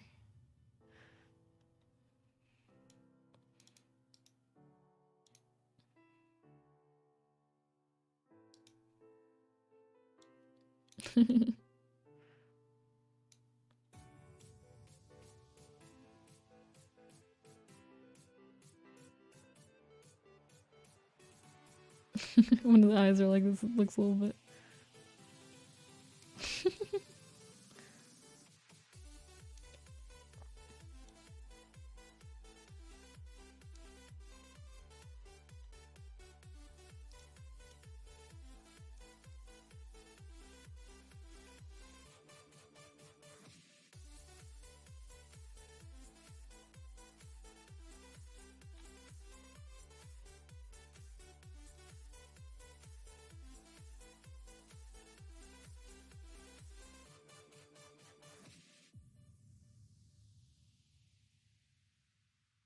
Now I'm just having fun. I hadn't really messed with combining any expressions much yet. So should be back probably. Maybe.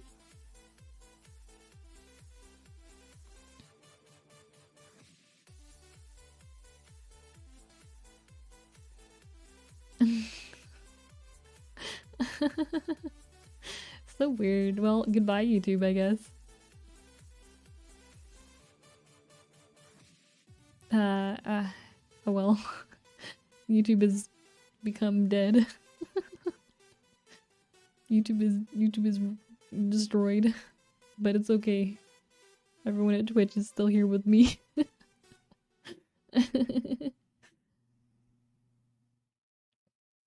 At least probably. Oh, is YouTube still alive? Cool. Because normally it's YouTube that dies. It must be, it must have been Twitch that disconnected this time.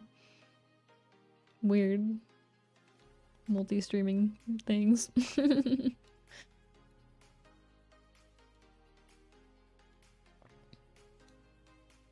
Okay, cool. I'm glad that YouTube didn't die then. Yeah, because yeah, it's normally YouTube that dies, and then like to get YouTube back I would have to restart the stream all over. So I normally just keep Twitch going and end the stream pretty soon after.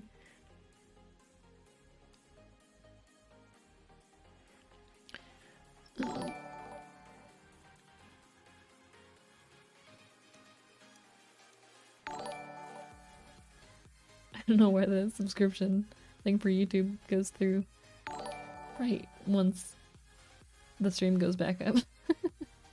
Mysterious.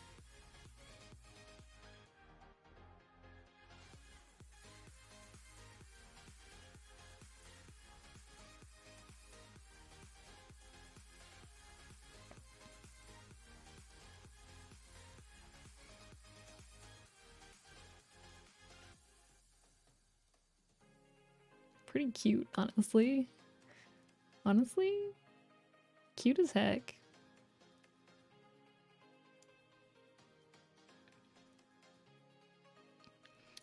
So this one isn't, for the rigging, I kind of just did this because, I had drawn it anyway.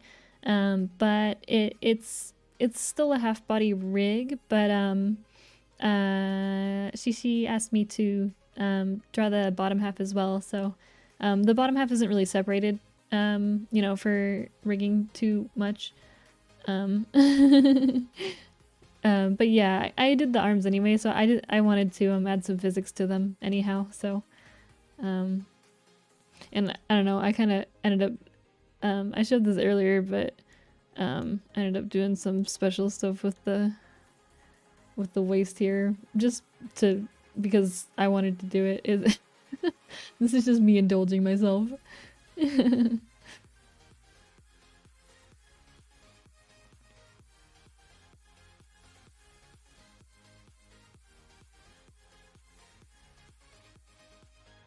Yeah, it's a beautiful, beautiful waist.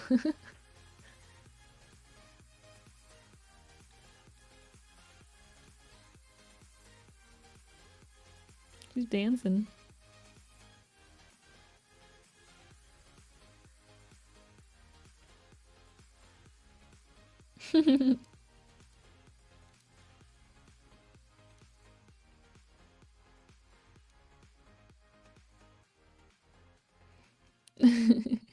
Yeah, I didn't mean to rig it this way, but it kind of does look like she's dancing a bit.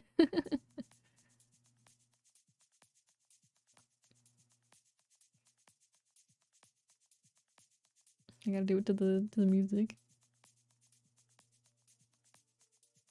The music that is barely playing because it's quiet.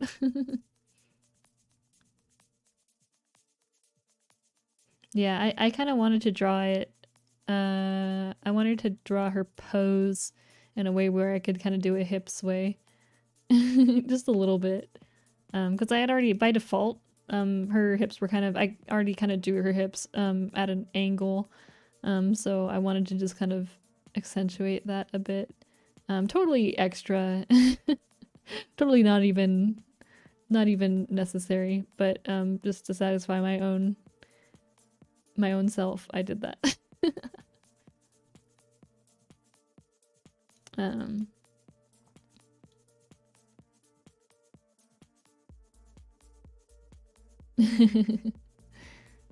because on like a lot of the time while I'm doing a rigging commission, I'll also like if I have the chance I want to try out something new or just practice concepts that I've been working on.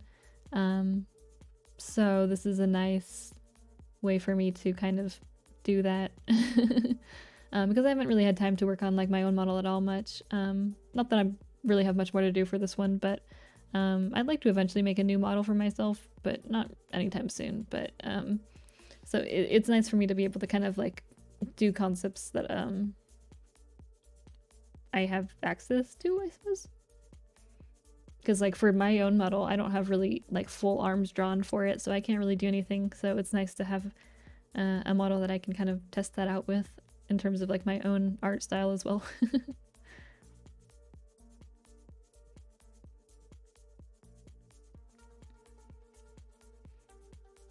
Oh yeah, that other outfit's really nice too. Yeah, I mean, I can always like with the face, or as long as I can't remember, I'll have to bring up the picture at some point, after the stream. But if the hair and the face are all the same, at least, then that could always be I could copy the model and then just do all of the body stuff separate as a new rig, but the face could be the same stuff. That way it would be kind of discounted because it wouldn't be a full, or I wouldn't have to do the face rigging again. That's kind of what I'm like for Hololive stuff. That's kind of what they do sometimes. If they don't want to go through having the face rigged all from scratch again, they'll just commission like an outfit update or something for a rig. So I guess they actually probably pay for the rights to have the I mean they pay for the rights anyway, but they pay for the to have the Live2D project file probably on hand so that they can give it to whoever they commission next to do like outfit updates. But yeah, as long as it's as long as the face and stuff is all the same, then I can always just keep that and just draw different body and different outfit and stuff. I didn't really Well, I guess I did draw kind of like the arms underneath and everything are there. I didn't draw like nude boob or anything under here.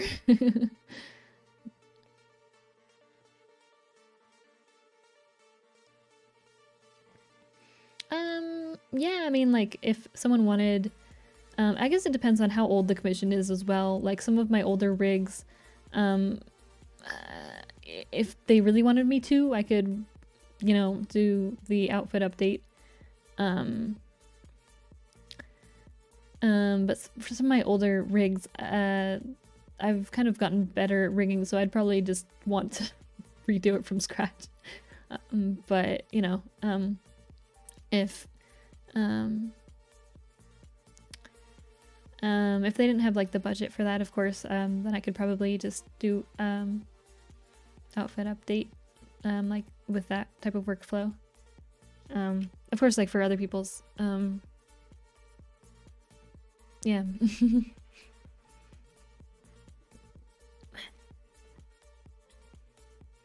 Yeah, I have yet to actually go through that process, but I mean the face is pretty separate from the body, so logistically it shouldn't be too crazy to do that.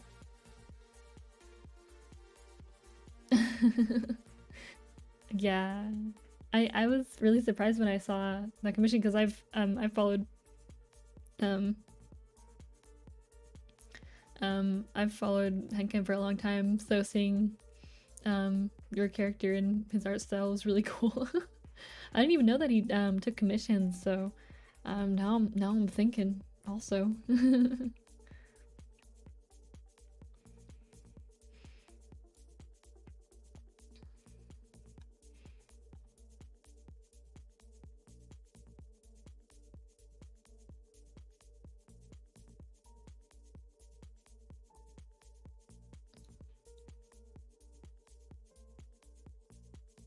Oh yeah, I did also add these strap physics, but not that they'll really be used that much because the bottom skirt isn't going to be moving at all, but...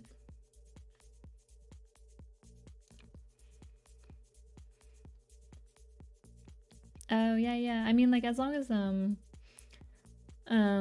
there may be some things like if you wanted like custom arm animations, it might be a little bit difficult to like, I'm not sure if I'd really be able to recreate those with a new outfit. I guess it depends on how the outfit is made, and such. Yeah, like I would assume his slots were probably pretty limited. So that's awesome that you're able to get a commission from him. His art's always like, I'm always blown away by his like gestures and his posing is always so good. Also just like his anatomy in general is like crazy. I wish I had that skill.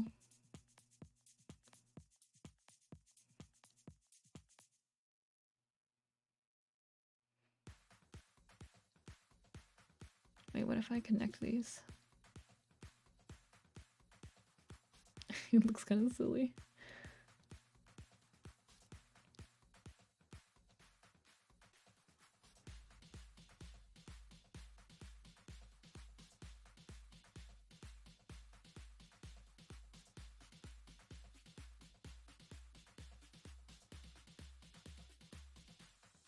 Like, look at this pose. She could fuck someone up.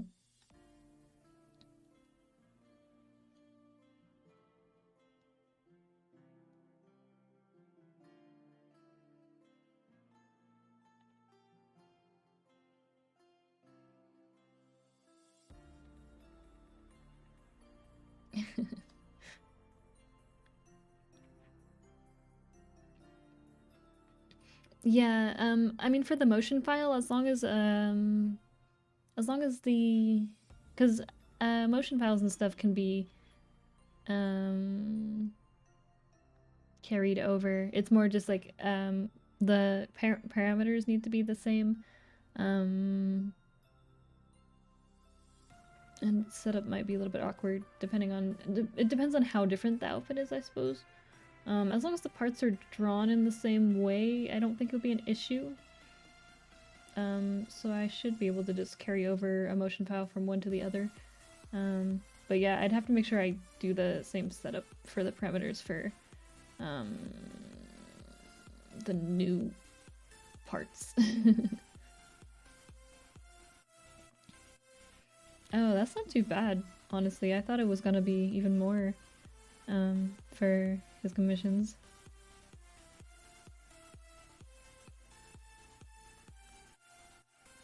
Yeah, I just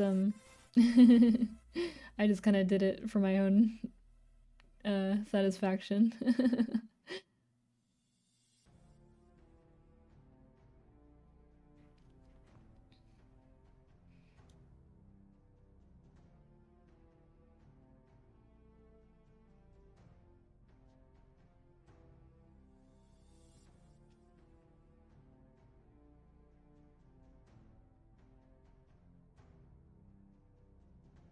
Yeah, it's just yeah, it's just like for like outfit changes, it is something I have to kind of think about. It's honestly probably more important for the artist side of things. In terms of um stuff.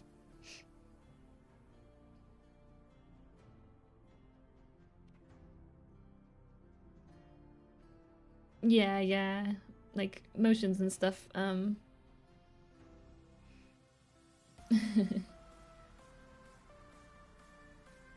Yeah, I was like back before I found out that my iPad had the Face ID stuff.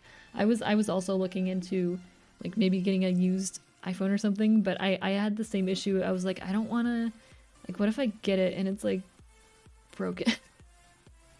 You know, I was worried about that as well, so I totally feel you. The only like literally I found out afterwards that my iPad had the Face ID stuff and I was like, "What? I mean this whole time I was freaking out and I had it." Yeah, I was looking at the same stuff. I was looking at like broken screen stuff because I was like, well, I don't really, it doesn't need to be, you know, as long as I can touch the screen and do the buttons that I need to get the model loaded, that's all I really need. Like I was going through that exact same thought process.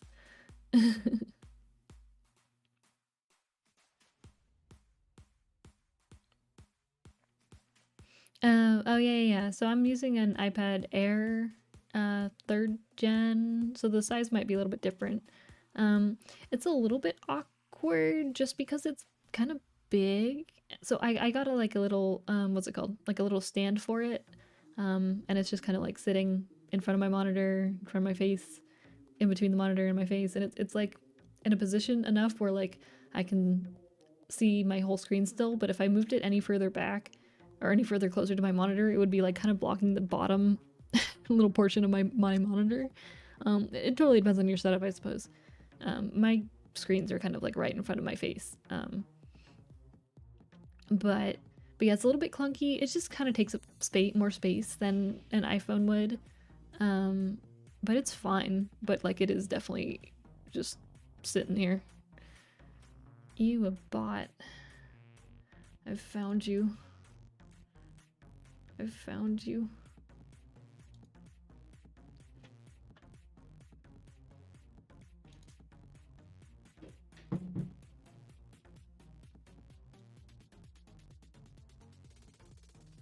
Oh, I already banned him.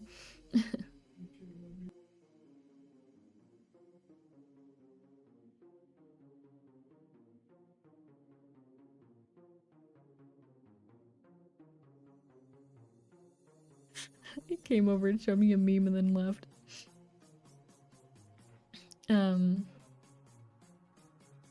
Oh, it's okay. I got it. I can. I have the Twitch stream just open so that I can quickly, you know, ban people if necessary.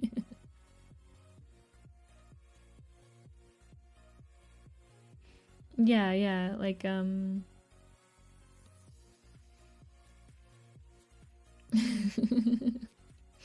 yeah, the iPad like works fine. It just depends, I guess, on your setup. If you have like space for it on your desk, I have the type of desk where I have like a pull-out thing for my keyboard, and then like my monitors are just near the end of the upper part of my desk, but like I have a good amount. I have enough space on my desk for like another 2 keyboards if I needed it. So there's plenty of space for me to put my stand and stuff on there. But if you had a smaller desk, it might be a little bit awkward getting a good spot for it where it's not, you know, covering stuff. No, yeah, I obviously would not need more than 1 keyboard, but it's the type of desk where there's another level with a lot of space. So the keyboard and my mouse and stuff is just on the pull-out part, so it doesn't take up any of the actual space of the desk, which is very nice. And it also allows for like my cats to be on my desk, and it's not like in the way of anything really, except for like when Cotton tries to like chase after my mouse on screen, which ends up being kind of an issue. But otherwise.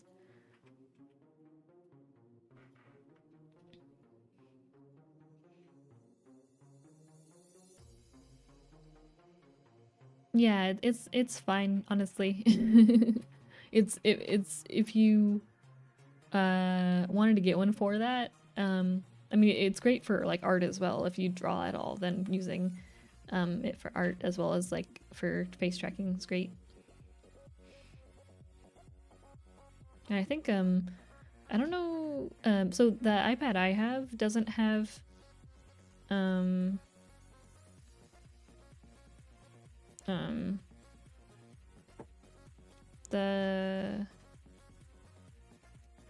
iPad I have, my 3rd gen one, it doesn't have the eyebrow tracking. I know it looks like I have eyebrow tracking, and it technically kind of does, but it doesn't have the individual eyebrows.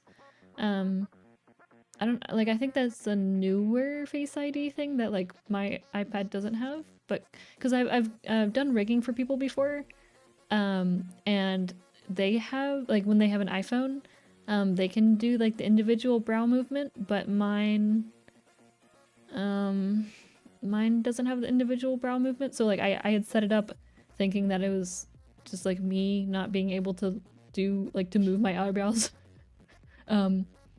But then I was like, wait, no, this person, like the way that their eyebrows are moving are totally different from my models. So it must be just like mine doesn't actually have eyebrow tracking. But it still kind of moves it depending on like how like closed or like how high or low your eyelids are. So it is basing it off of something, but if you have a newer iPhone or iPad, it probably actually has the proper eyebrow tracking to do the individual ones. Because yeah, I can't do them individually. Which is fine. I don't need, like, in general, I think when both of the eyebrows are doing different things, it can kind of look a little bit weird. Like, kind of squiggly. If that makes sense. Hello. I haven't I haven't forgotten about YouTube. I'm still here. Oops. Close Twitter. No.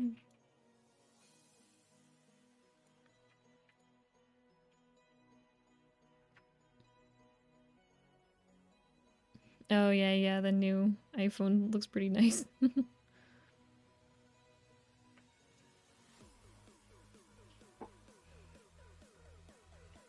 Yeah. Yeah, I just got I had thought about it for a sec, but also I've like always had Android phones, and I don't think I could actually I don't think I could like handle switching my actual phone to like Apple. It's too annoying. In terms of like I need more accessibility in terms of like being able to just casually access files and such, and like you know, being able to just install whatever. But yeah, I just got a new phone like a few months ago, so I was like, I'm not gonna, you know, do that. Scab is it's like a commission site for commissioning like artists, mainly Japanese artists for the most part, but it seems like they have like a built-in translation thing. I think I haven't ever commissioned anyone through it, but a lot of Japanese artists will put out that they're open for commissions, and they'll so you can like submit a commission request and like with description in English, and then it will like translate it, I think, to the person, and so it allows for people who normally beforehand weren't able to really commission Japanese artists before they can do that now with no real issue for the most part. Oh yeah, DeepL's really good, so it's good that if they're using that, then that's great.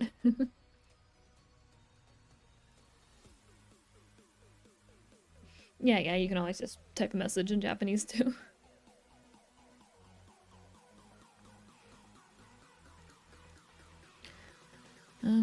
What was I gonna do? I think I'm almost done with this. This movement at least. I guess it's the neck shadow that I need to do still.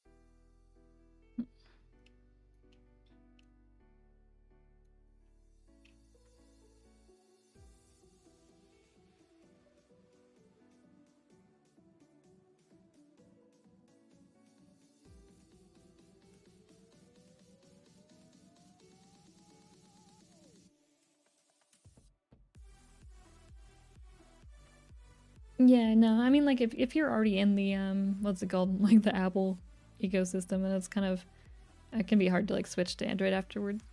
And, like, kind of vice versa, I suppose. I feel like it's easier in general to, like, use Apple products if you have, like, a Mac, or if you, like, use a Mac in general. Because then everything kind of just works without you doing anything. Yeah, thank you.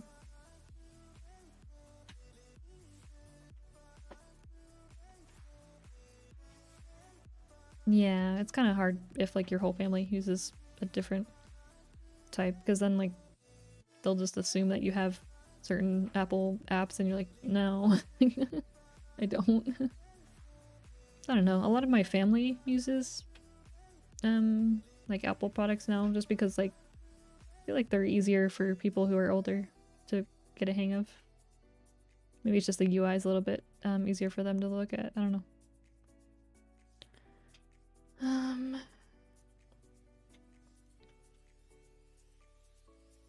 What do I not have on?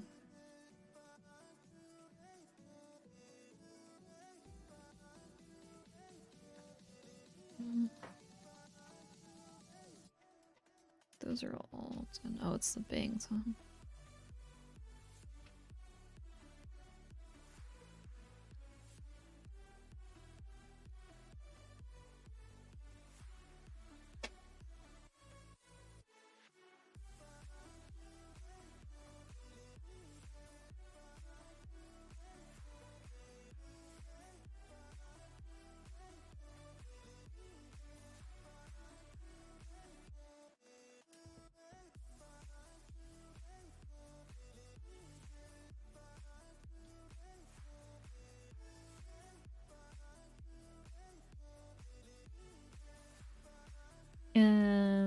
Like the most difficult part, probably the I think the corners. When you combine angle X and Y, making those corners is probably the most difficult thing, honestly, because it looks pretty.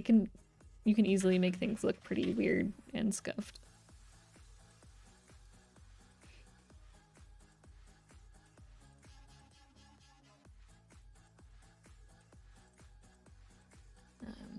Actually, I'm gonna save, and I'm gonna attempt to create all these corners and see what the heck happens.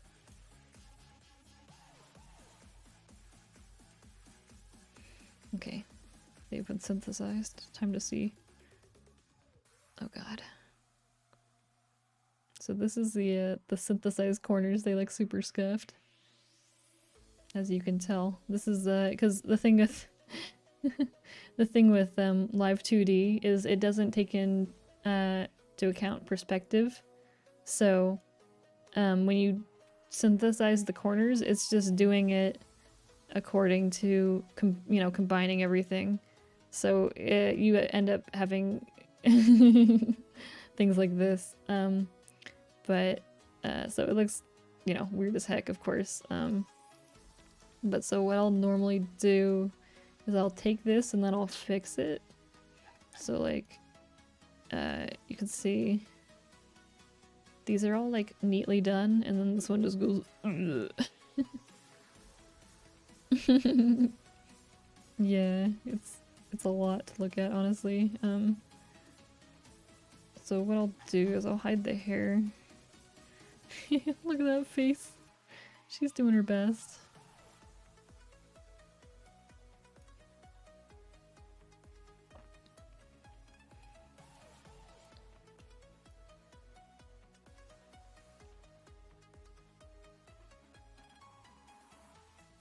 But what you can do is you can just do one corner and then reflect that one to the other side is what I'll do.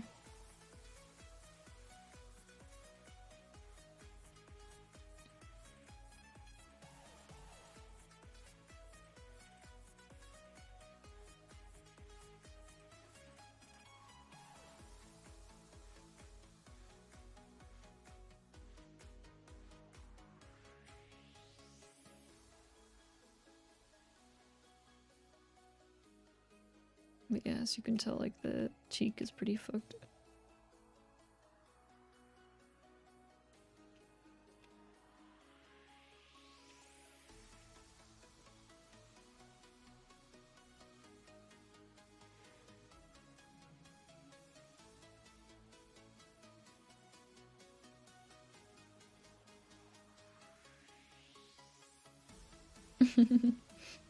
Oh yeah, thanks for coming by. Thanks for chilling.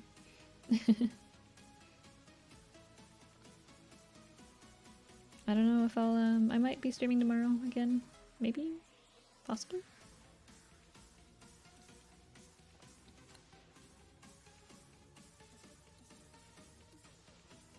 Hmm.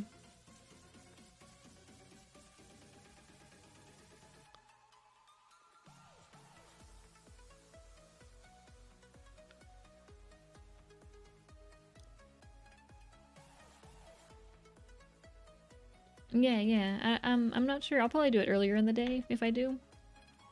Today I kind of just like I got distracted and then it was like too hot, so I just didn't stream till later.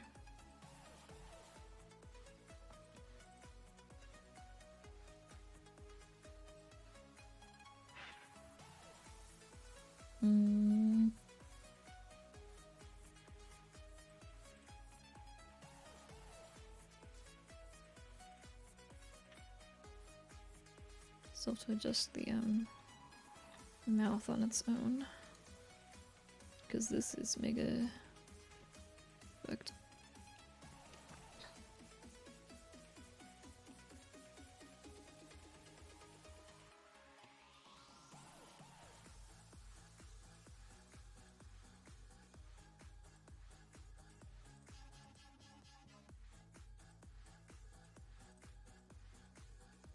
It's actually not messed up that bad, but needs fixing.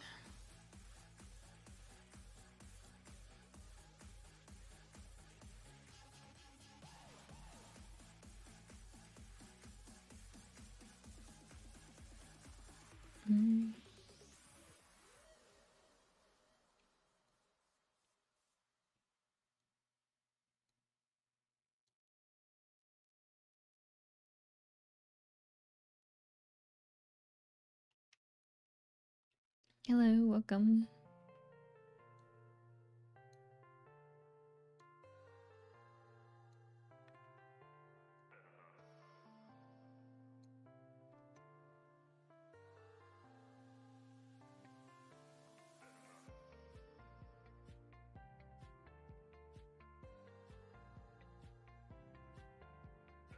And this angle needs fixing as well.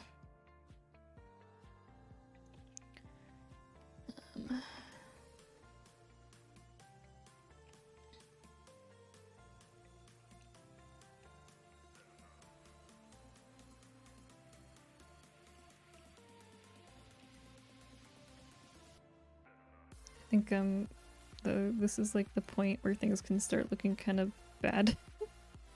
If you because I don't know, things can kind of get pretty scuffed at this point.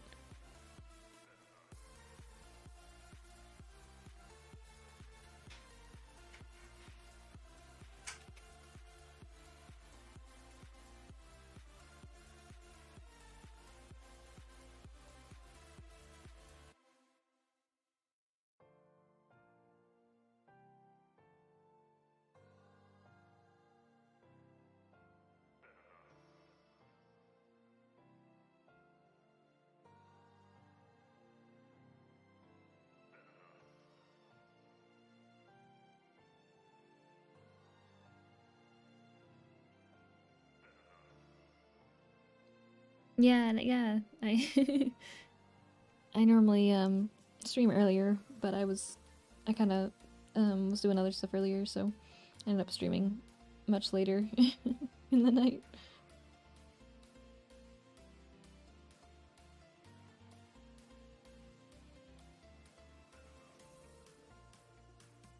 I think in general I normally go to bed at like 1 or 2 a.m. and then I wake up at about like 9:30 to 10:30.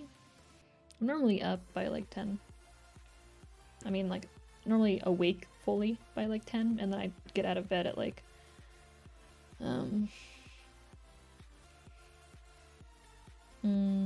yeah, I get out of bed at like 11 or so.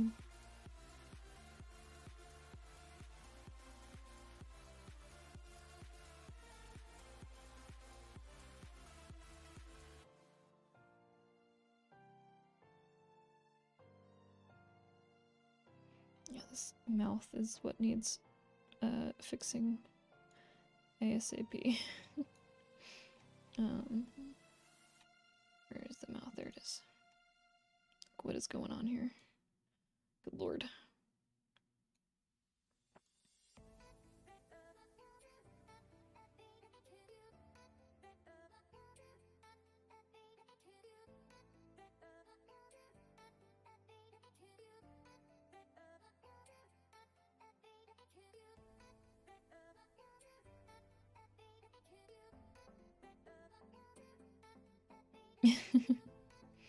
I guess it helps that like my boyfriend always has a meeting at like the same time throughout the week, so like he's already up at like 11, and then I always get up a little bit earlier,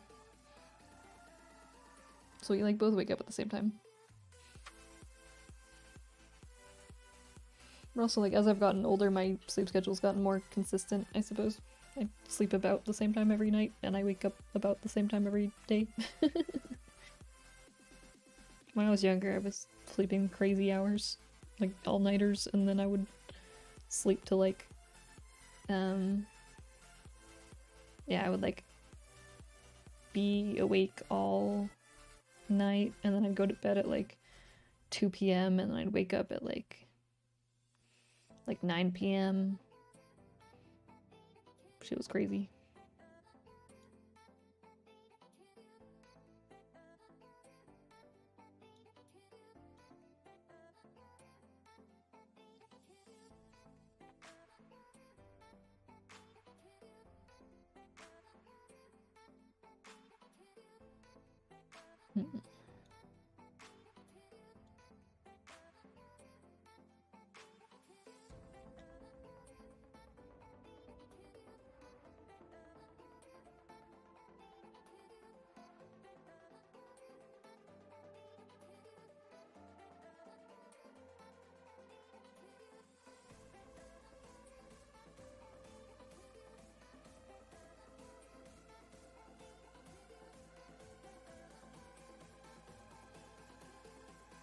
moved that too much.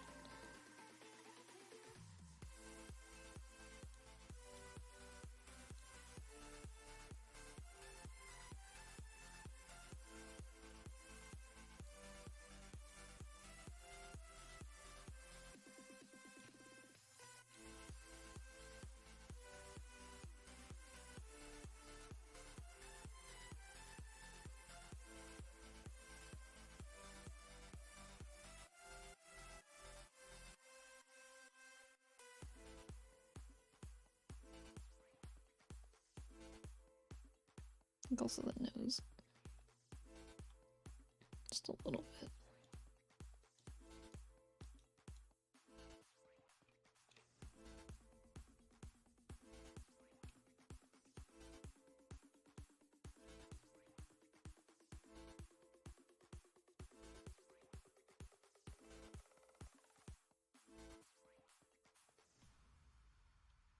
I guess I actually need to have this over more.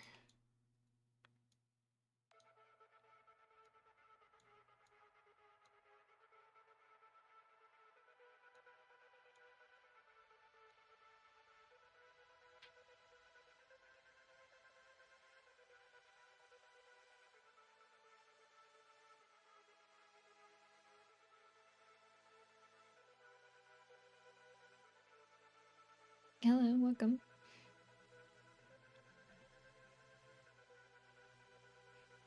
Yeah, I use the symmetry tool when I'm drawing. Normally just the face. For hair, depending on the model, I'll do the symmetry. Like for my own model, I did symmetry for pretty much everything except for the bangs.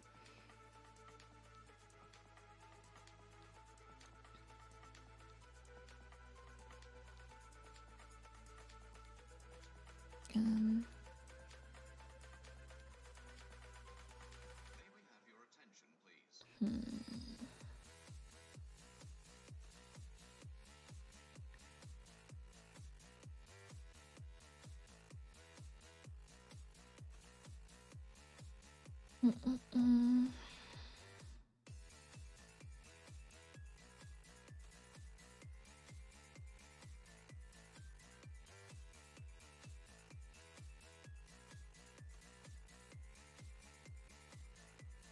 guess I need to extend the face.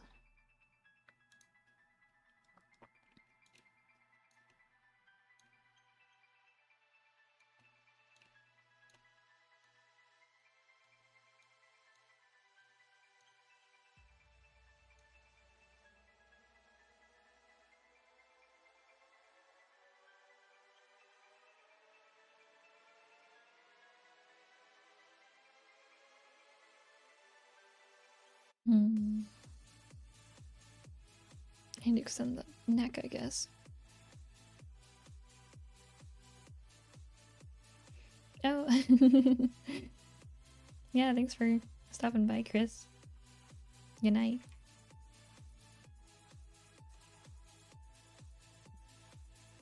Thank you. I do want to use Yukari a bit more. It's been a while since I used Yukari for something.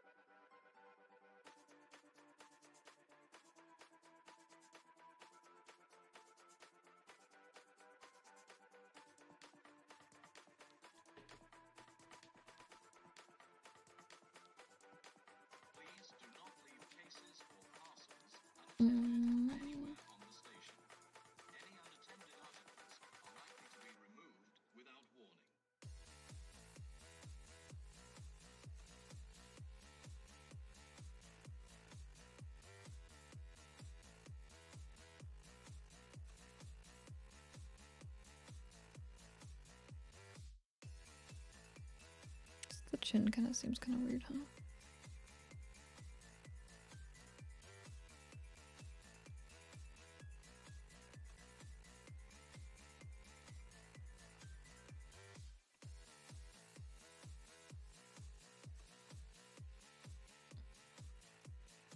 Oof. 1 second. Live2D is doing that thing where it's going at like 2 frames per second. I need to restart Live2D really quick. Save, close, reopen. Shoushou machi wo.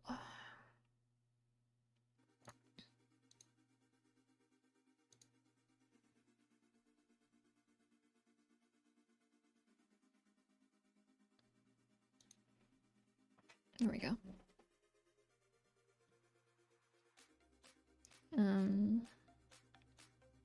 There we go.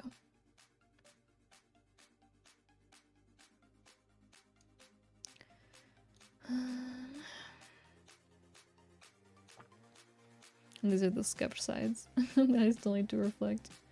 I guess for the neck, I need to do something about this.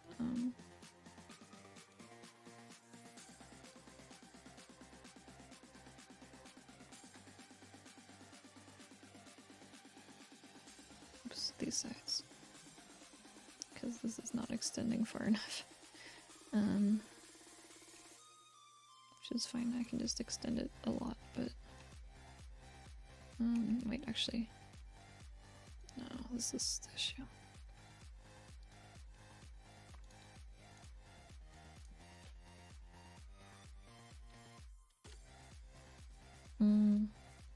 Actually...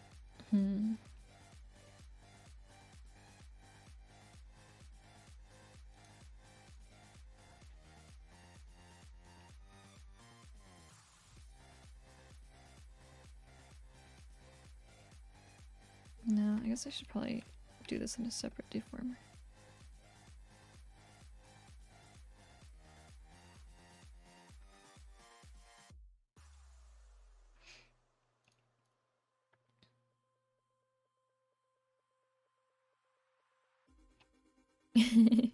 Yeah, happy Monday.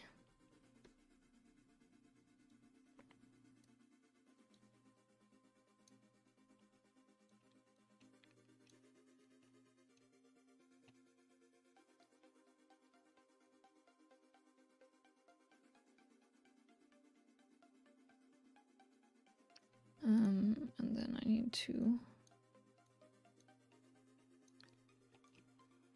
Like, I guess I just should extend this over here. I have to fix this shadow because I kind of fucked it up.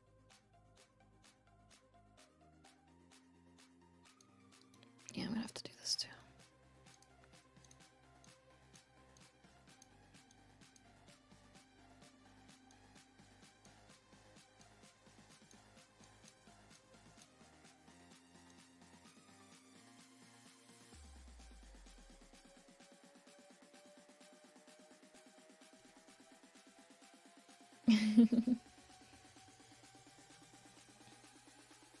Yeah, I have the shadows as separate layers so that I can move them along with the face.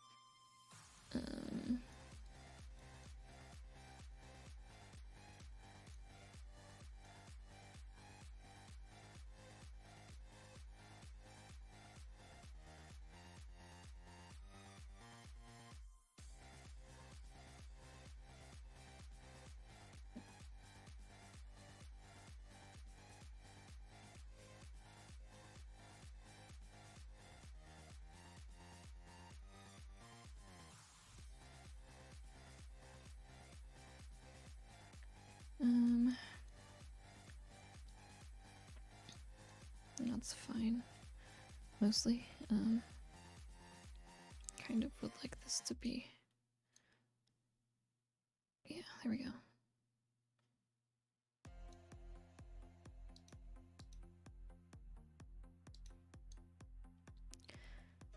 I really need to just copy these because it's kind of hard for me to tell how these will look separated. Okay, what did I do again?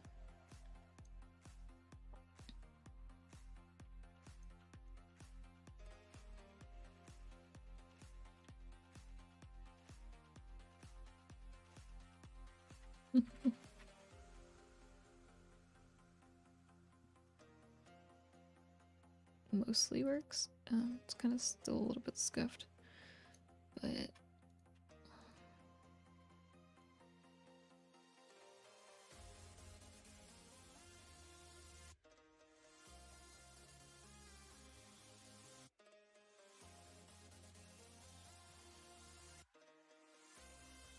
oh no, it's not what I meant to do.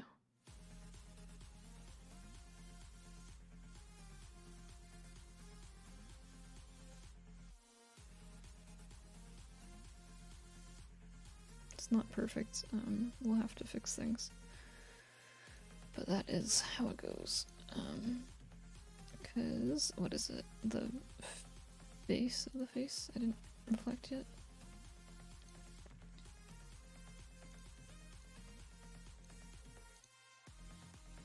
Oops, no, that's not what I meant to do.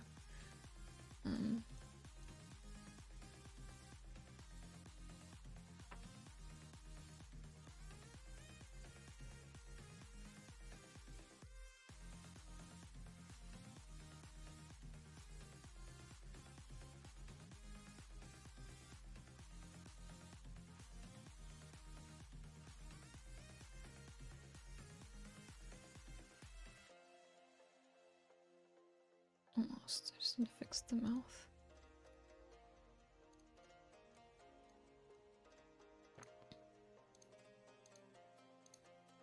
Nope, did the wrong thing again.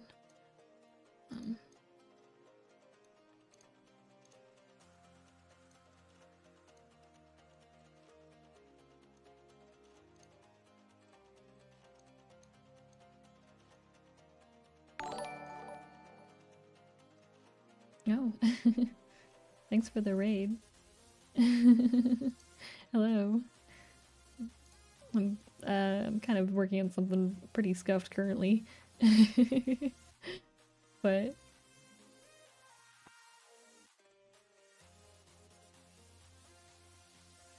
okay, then I need to do Xenol's and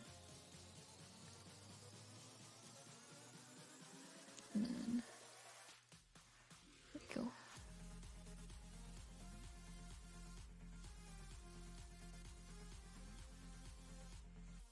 There we go. Yeah, welcome.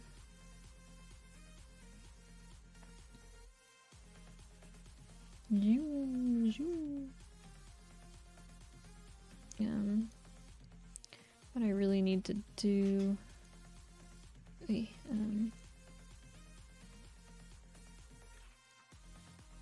let's go crazy and crash my program.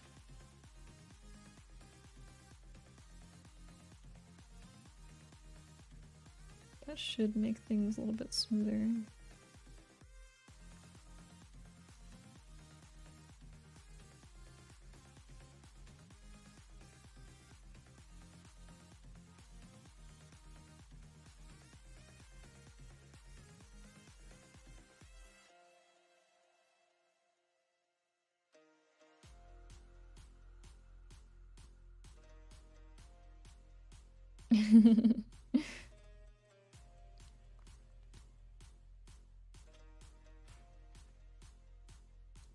Where'd it go?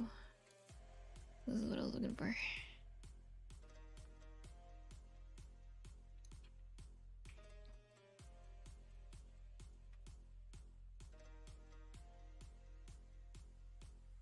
Gotta kind of fix this part still, but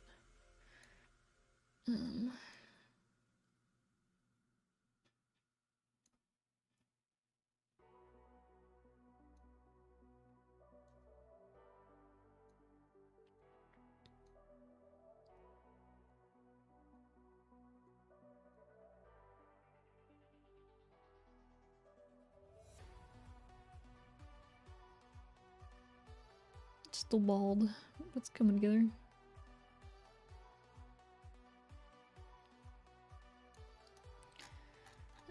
Where did the glasses go? Oh no. The glasses. The glasses. Glasses, where did you go? There you are.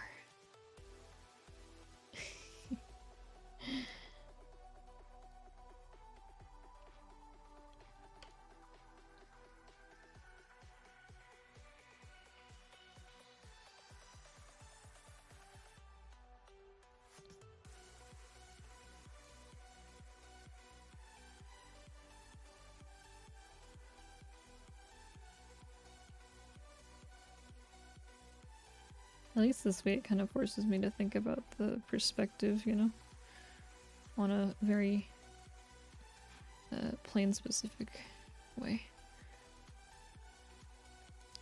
Okay, that's too much.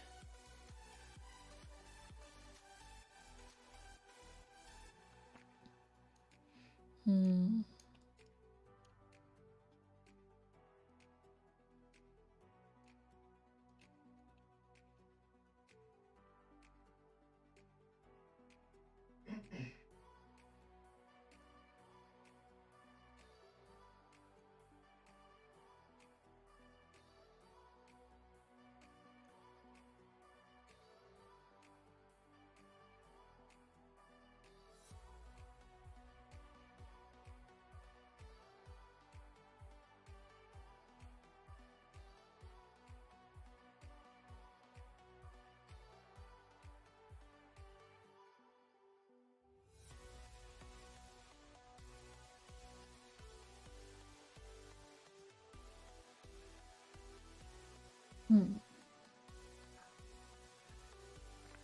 I think it's also like the nose is kind of looking off. I guess probably this needs to be more over here in the end. I think this angle's fine, but yeah.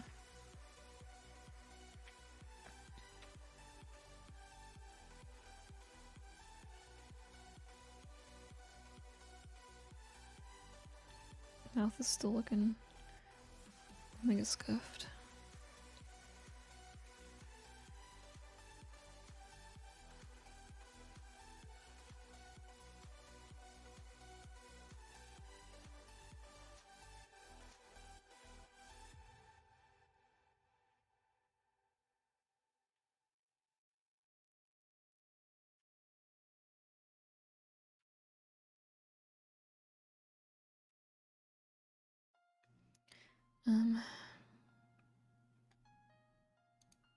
Oops, no. I guess it'd be this.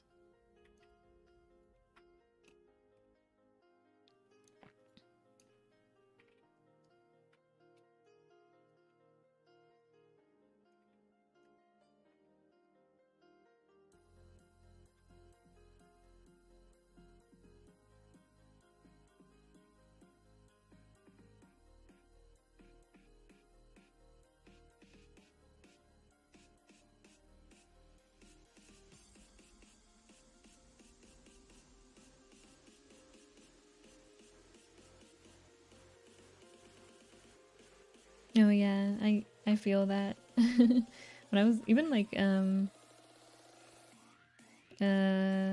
what was it?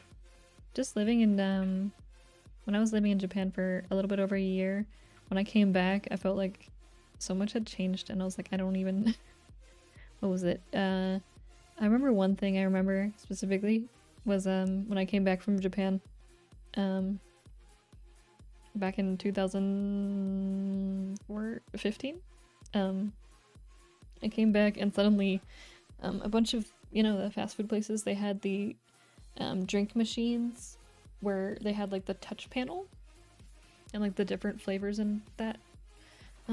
Like when I left to Japan, like those weren't common. And when I came back from Japan, those were like a common thing.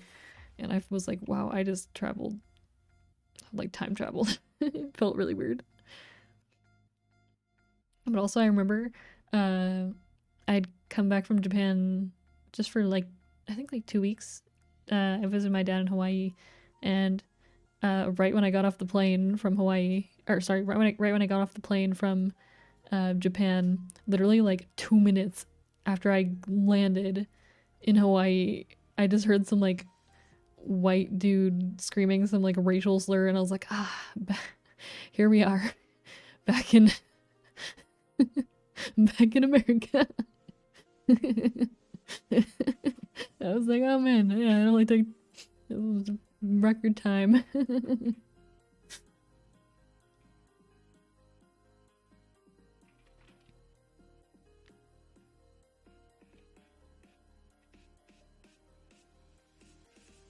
Glasses are so hard to rig.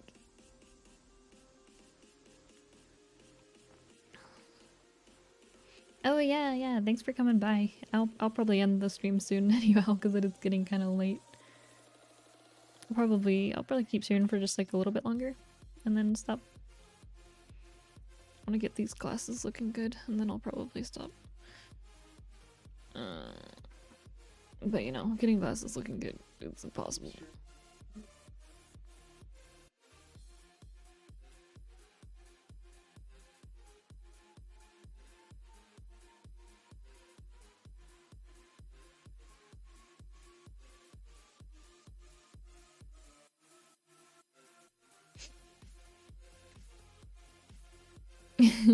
I'll keep going for a bit longer because I want to get this part done.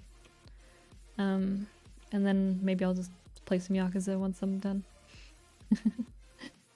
I finally got to the I got to a part where I need to start really grinding in Yakuza 7, and like I went to go do a boss fight, and the enemies went from level 35 to 50 in like 2 fights, and I'm like, oh no, I need oh no, I need to grind. So I got some grinding in Yakuza ahead of me. Yeah, I know, I'm aware of the white line. I need to fix the shadow. I fucked up. It's because it's normally covered, so I must have missed a little spot when I was doing the shading layer. I just need to kind of fix it. But I need to go in and fix it anyway because the color of this shading is too different from this color. So it's causing some issues. It doesn't look as smooth as it should.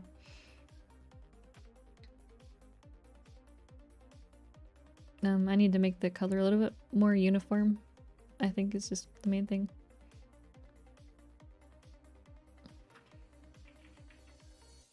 It needs to be same color.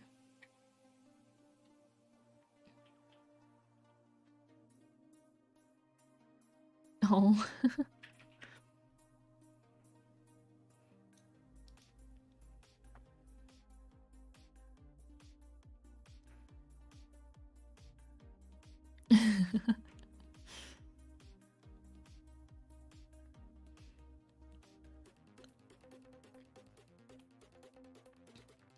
I'm right-handed.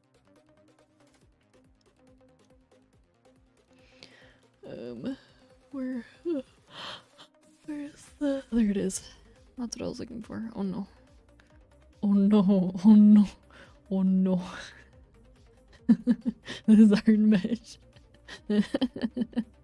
What is going on with this art mesh? What has happened to you?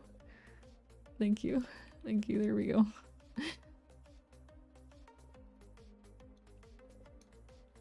Oh no. Oh no. Oh no. This art mesh has had so much happen to it.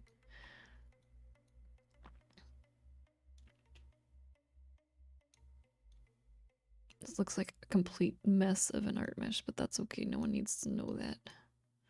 No one needs to know how scuffed this art mesh really looks.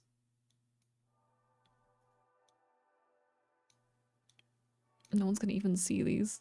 Fucking... I'm the only one who's gonna care, because no one is gonna see this under the hair. But that's okay.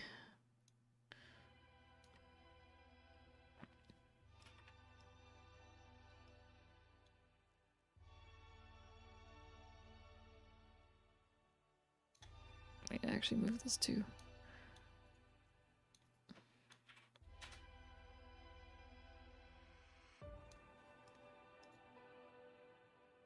Like, why is this so weird? What is happening? Why? Live2D, what is going on? What? Well, it only does it when I...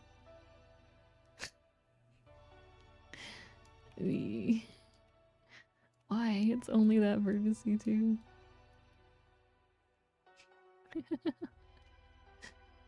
Fucking weird. It doesn't really matter, but it's weird as heck.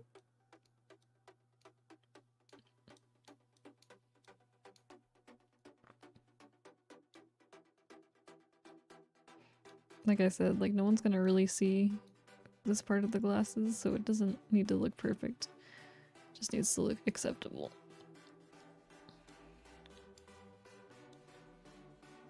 Mm-hmm.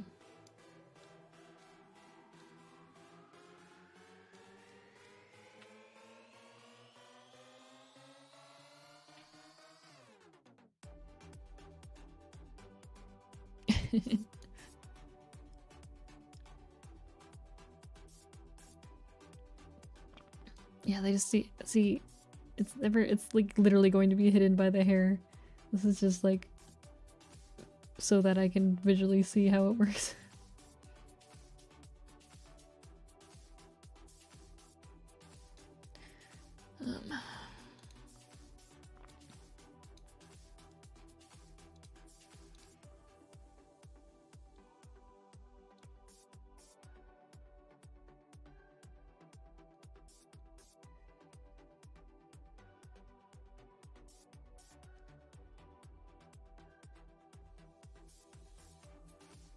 Wait, see, this is doing the same thing. I have no idea why. Mysterious.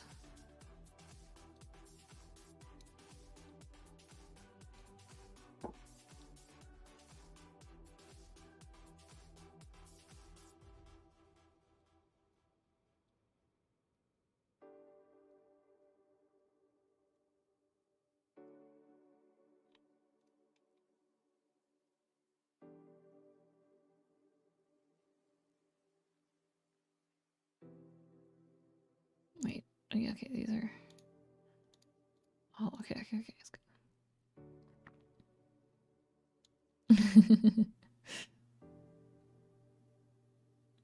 Oh yeah, I still need to... Oh, I didn't actually flip this yet. Oh, I'm an idiot.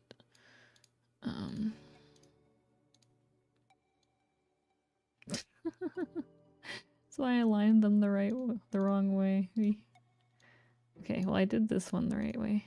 I just forgot to actually flip them. Oopsies. My bad. Oopsies. Oopsies.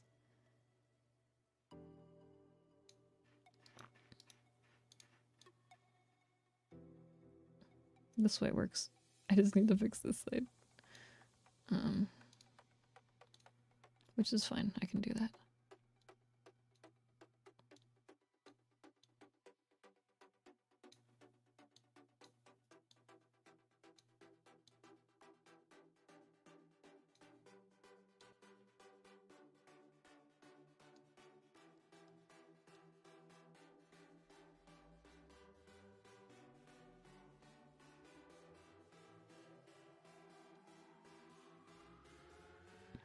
Okay, there. Are those glasses?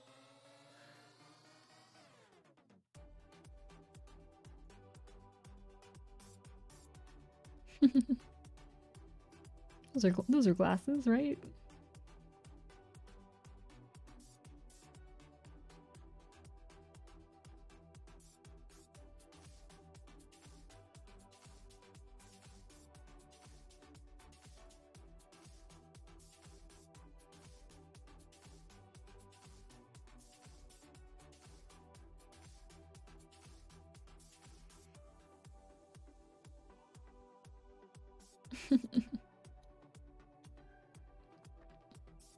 It's like not perfect.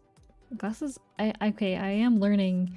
I am going up in the world when it comes to glasses because the first glasses, no wait, the last like 2 glasses I've rigged before these, I put too many like what are they called? The Bezier curves, Bezier points. I put too many and then it ended up making the glasses all bendy. This time I have learned I should only use 4 corner points and that's it. Don't touch any shit in the middle. Don't even think about it. Don't touch anything in the middle of the glasses. They're gonna become bendy as fuck. So I only use the 4 points. Otherwise shit's going down. Shit's going to go look fucked. Yeah, I think this is the 3rd. If I count my own model, this is the 3rd model with glasses I've rigged. I'm getting better at least, but yeah, definitely important point. Only use the 4 corners of the curves. Don't have any more because it's gonna look bendy as fuck.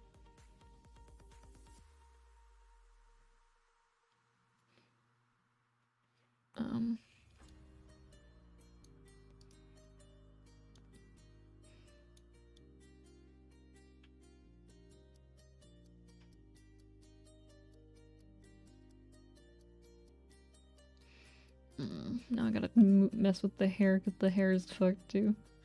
Hair is not in perspective at all.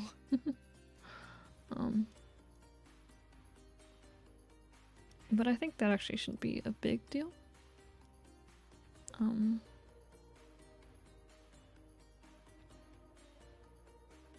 think it's more just this side that's a big issue. So in theory, I should be able to just drag this side kind of up, but like not that much, but like kind of.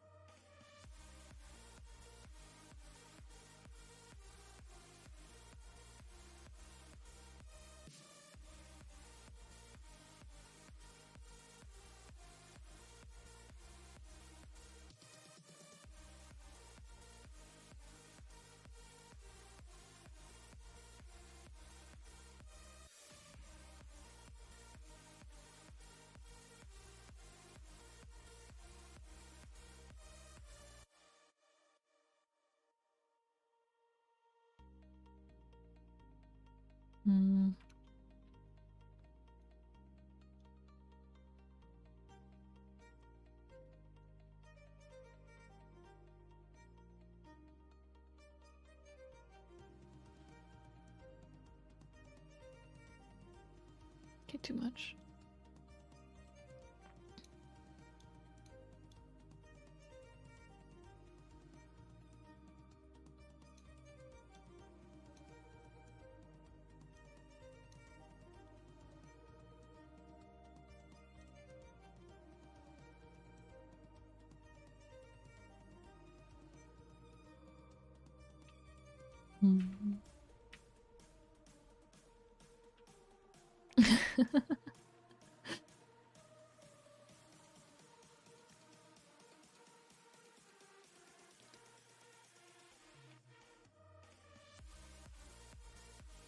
Yeah, bangs always like are fine, and then it's like everything else is just kind of fucked. I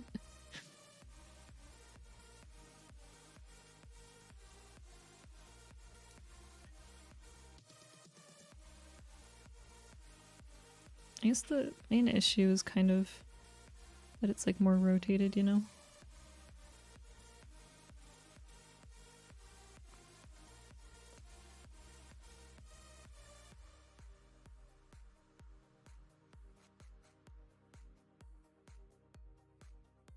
I think I put this down too much though.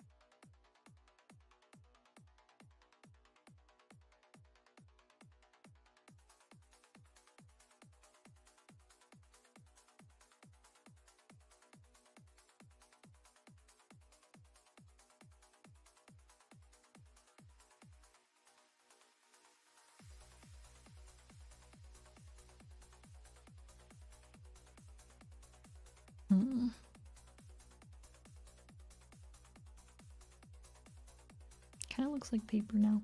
Kind of looks like paper.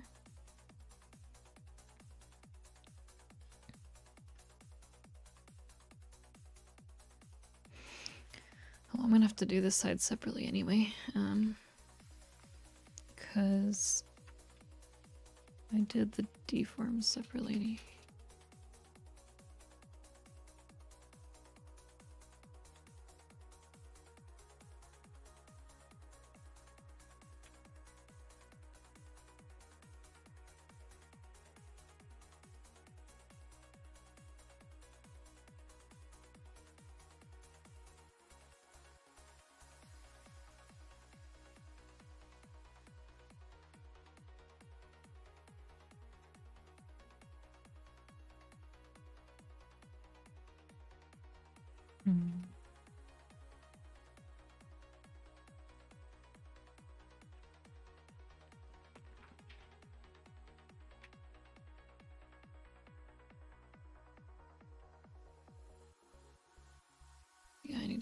fix this because the bangs are kind of...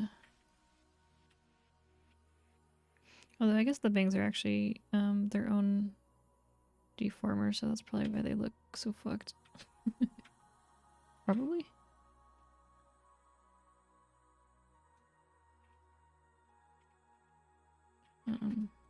Yeah.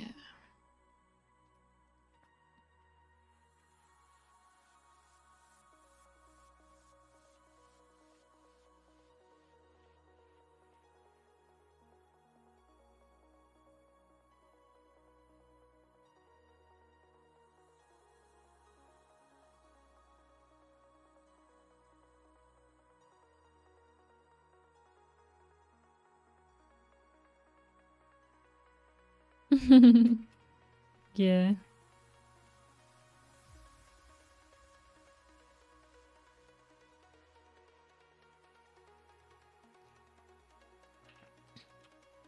Wait, even this is pretty scuffed. I should do the what's it called? Should show off the physics.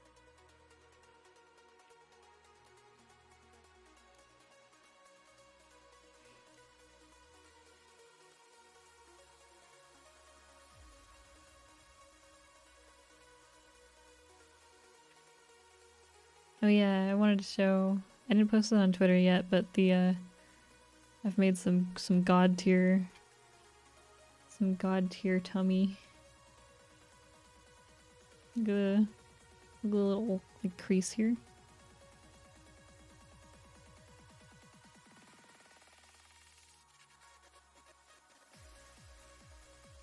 God tier.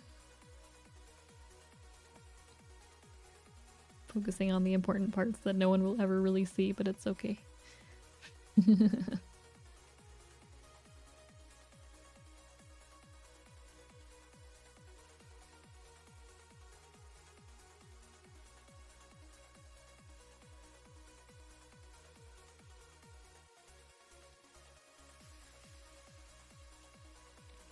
Yeah, it's like tiny. It's like just a single layer with like just a hard edge, but it makes it look so good.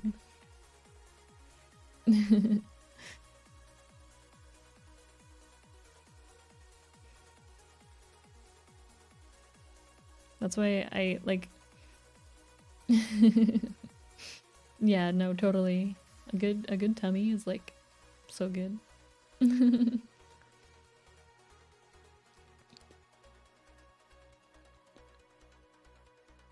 Yeah, like that's why I wanted to have the upper torso and like the bottom part of the torso separated so that I could do this. Totally just like extra and definitely not necessary, but I really wanted to do something with the tummy because I thought it was like I haven't done a model that had an open like area here before, so I was like, oh, I could do it. I could totally do it. I mean, all the boobs are just going all over the place.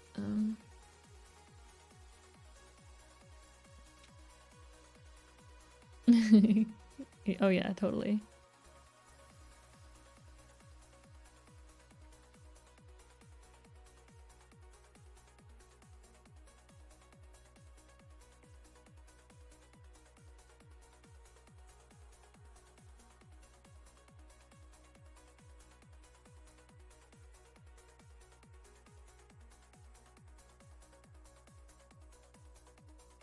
But I'm pretty happy with the amount of movement I did for the face. I think this might actually be I don't know. I think this might actually be the most extreme face angle I've done. Not by very much. With Nana's I did a pretty extreme one too, but I mean extreme for like what I've done so far, not an actual, you know, comparing to other people, but like compared to my current one especially. But this one's definitely more turned than the ones I've done before for the face. Still kind of scuffed there, but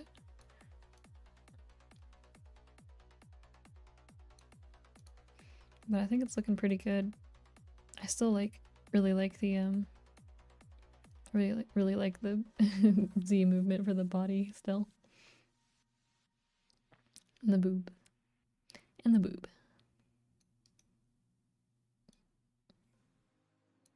I haven't really done anything with the mouth, but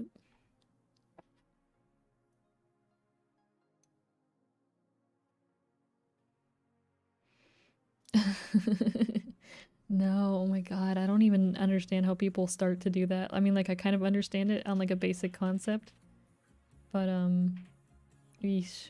Yeah, like the 90-degree stuff is wild. I guess they have another base, or the base of the head is like,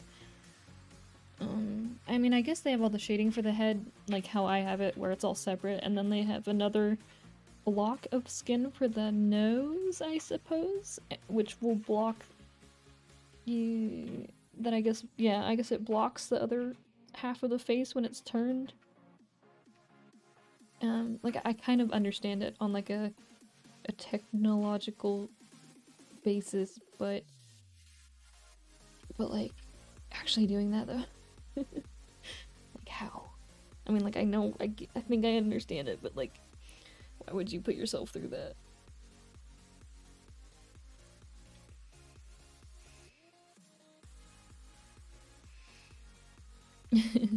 Honestly, you should give it a try. Like, still, like, if you ever want to DM me, like, I'll just like walk you through some stuff one day if you want. Like, we can just like decide on a day and we'll just have a full, we can just like call for like a few hours and I can just like teach you some stuff.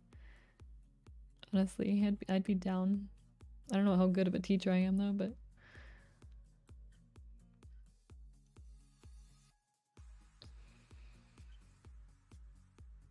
yeah, yeah, exactly. Like, I get how they do it pretty much, but it's just like, man, I would not want to do that.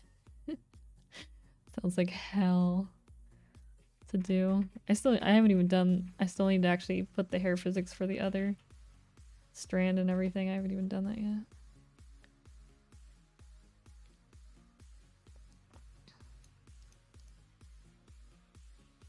Oh, I also need to add that for the, what is it? For angle Y. I didn't even do that yet.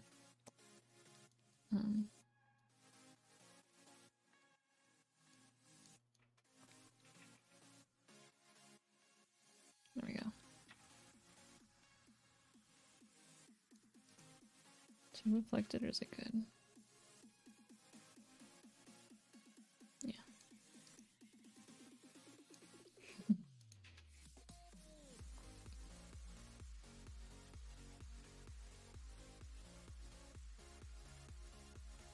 Yeah, I think once I add all the physics to the hair, it'll look nice and flowy. It's already kind of flowy, but obviously I've only added it to one strand, or, you know, one part of the hair, so it doesn't look like too much yet.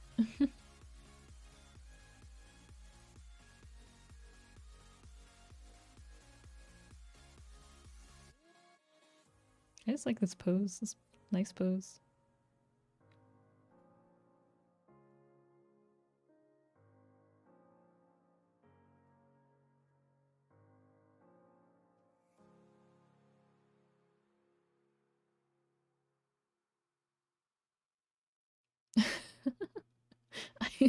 Is that a good thing?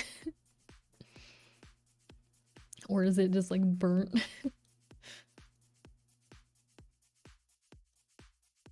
I added the arm raise thing with physics, but I feel like I could honestly, I don't think it's being raised enough when I'm actually doing stuff. I think I need to increase it, because it's only, yeah, it's only going to 60. There we go.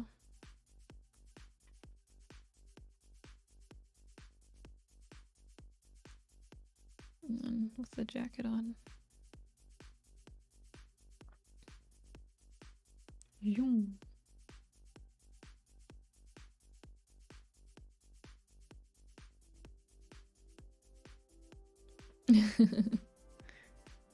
Yeah, like I like frying things, but like dealing with the oil is hell.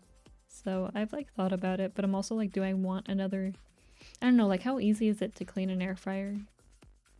because I'm just like, I'm always worried about having too many kitchen gadgets because they end up, we don't use them enough that it's like, you know,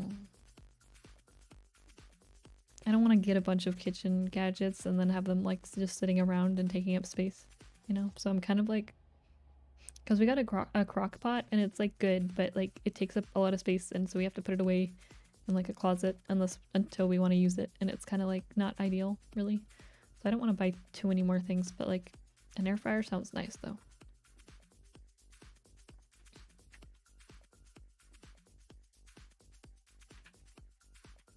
Oh yeah, I didn't really think about reheating stuff because we do get fried stuff now and then, and like just tossing it in the microwave sucks. Makes everything so soggy.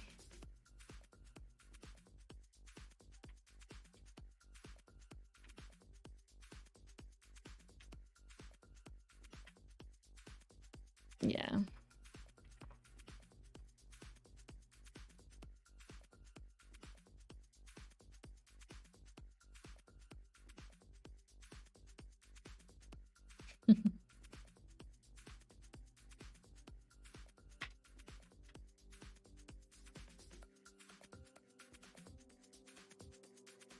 I'm wondering, because I have the angle or the hair set to angle X, but if I do that, the hair ends up being like not against gravity.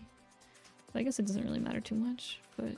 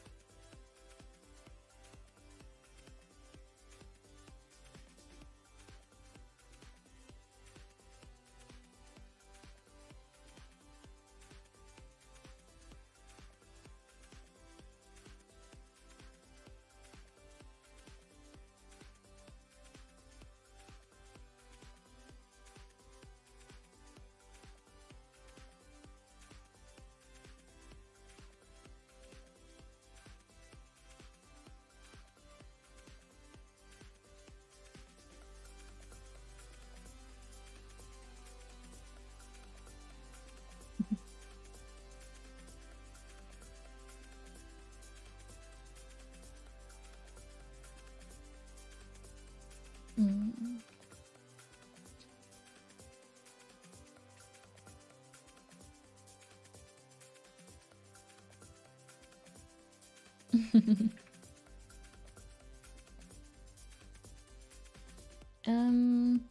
do I usually stream? It's kind of it is kind of random, but recently I've been kind of streaming around 12 p.m. PST.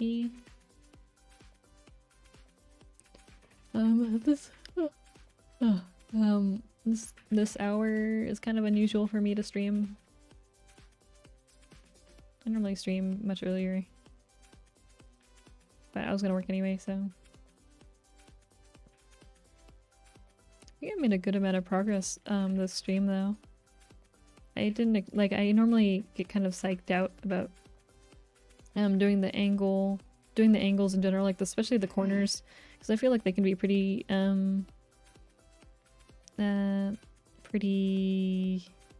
what's the word, intimidating, because it can look really scuffed, and it's kind of embarrassing sometimes showing how scuffed the corners look. So I get a little bit nervous like showing that on stream, but I think I was able to fix them up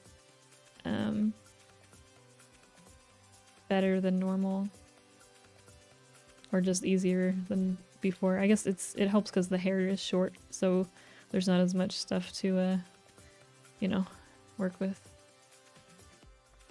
Doing what was it, Nana's model, the corners were pretty difficult just because of so much hair.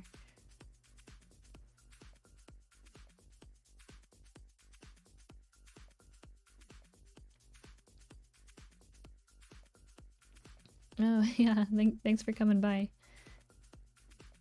Yeah, I'll probably be ending the stream pretty soon. It's getting pretty late.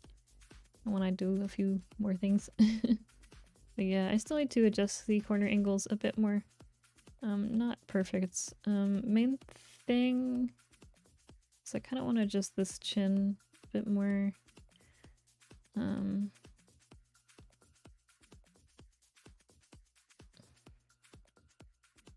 And also this chin a bit more. I think I need to kind of still change the angle of it a little bit just to give it more you know, a better shape to it. But yeah, I'm just looking at this physics window. Because it's always like really satisfying when things start to kind of come together, and I feel like once you do the corners of the face, that's when things kind of really start coming together. Yeah, thanks for coming by. Good night. Yeah, in normal cases, or like if I was doing the bottom rigging, I would do that. For this one, I'm not doing any leg rigging or anything, so I'm not going to add any physics to the skirt. This is kind of about the amount of physics I'll be adding to the bottom half. I'll be adding the body movement X and Y to the top half, but I won't be messing with the feet or the legs or anything. That would be for like full body rigging. Honestly, like everything like below here is already a little bit extra. Normally for half body, it would kind of just be here, this much, but since I had this part drawn anyway, I wanted to do the more complicated, or not really much more complicated, but I wanted to do the hip movement and the arm movement just because I had them there and I wanted to practice that anyway. So that's why I kind of ended up doing that, just on my own violation. But yeah, I think I'm gonna call it a night for now. And I'll probably be streaming tomorrow, doing more of the model. I'll probably be tackling the body angles tomorrow, maybe? And then probably the mouth stuff for the expressions. And then I might be done in the next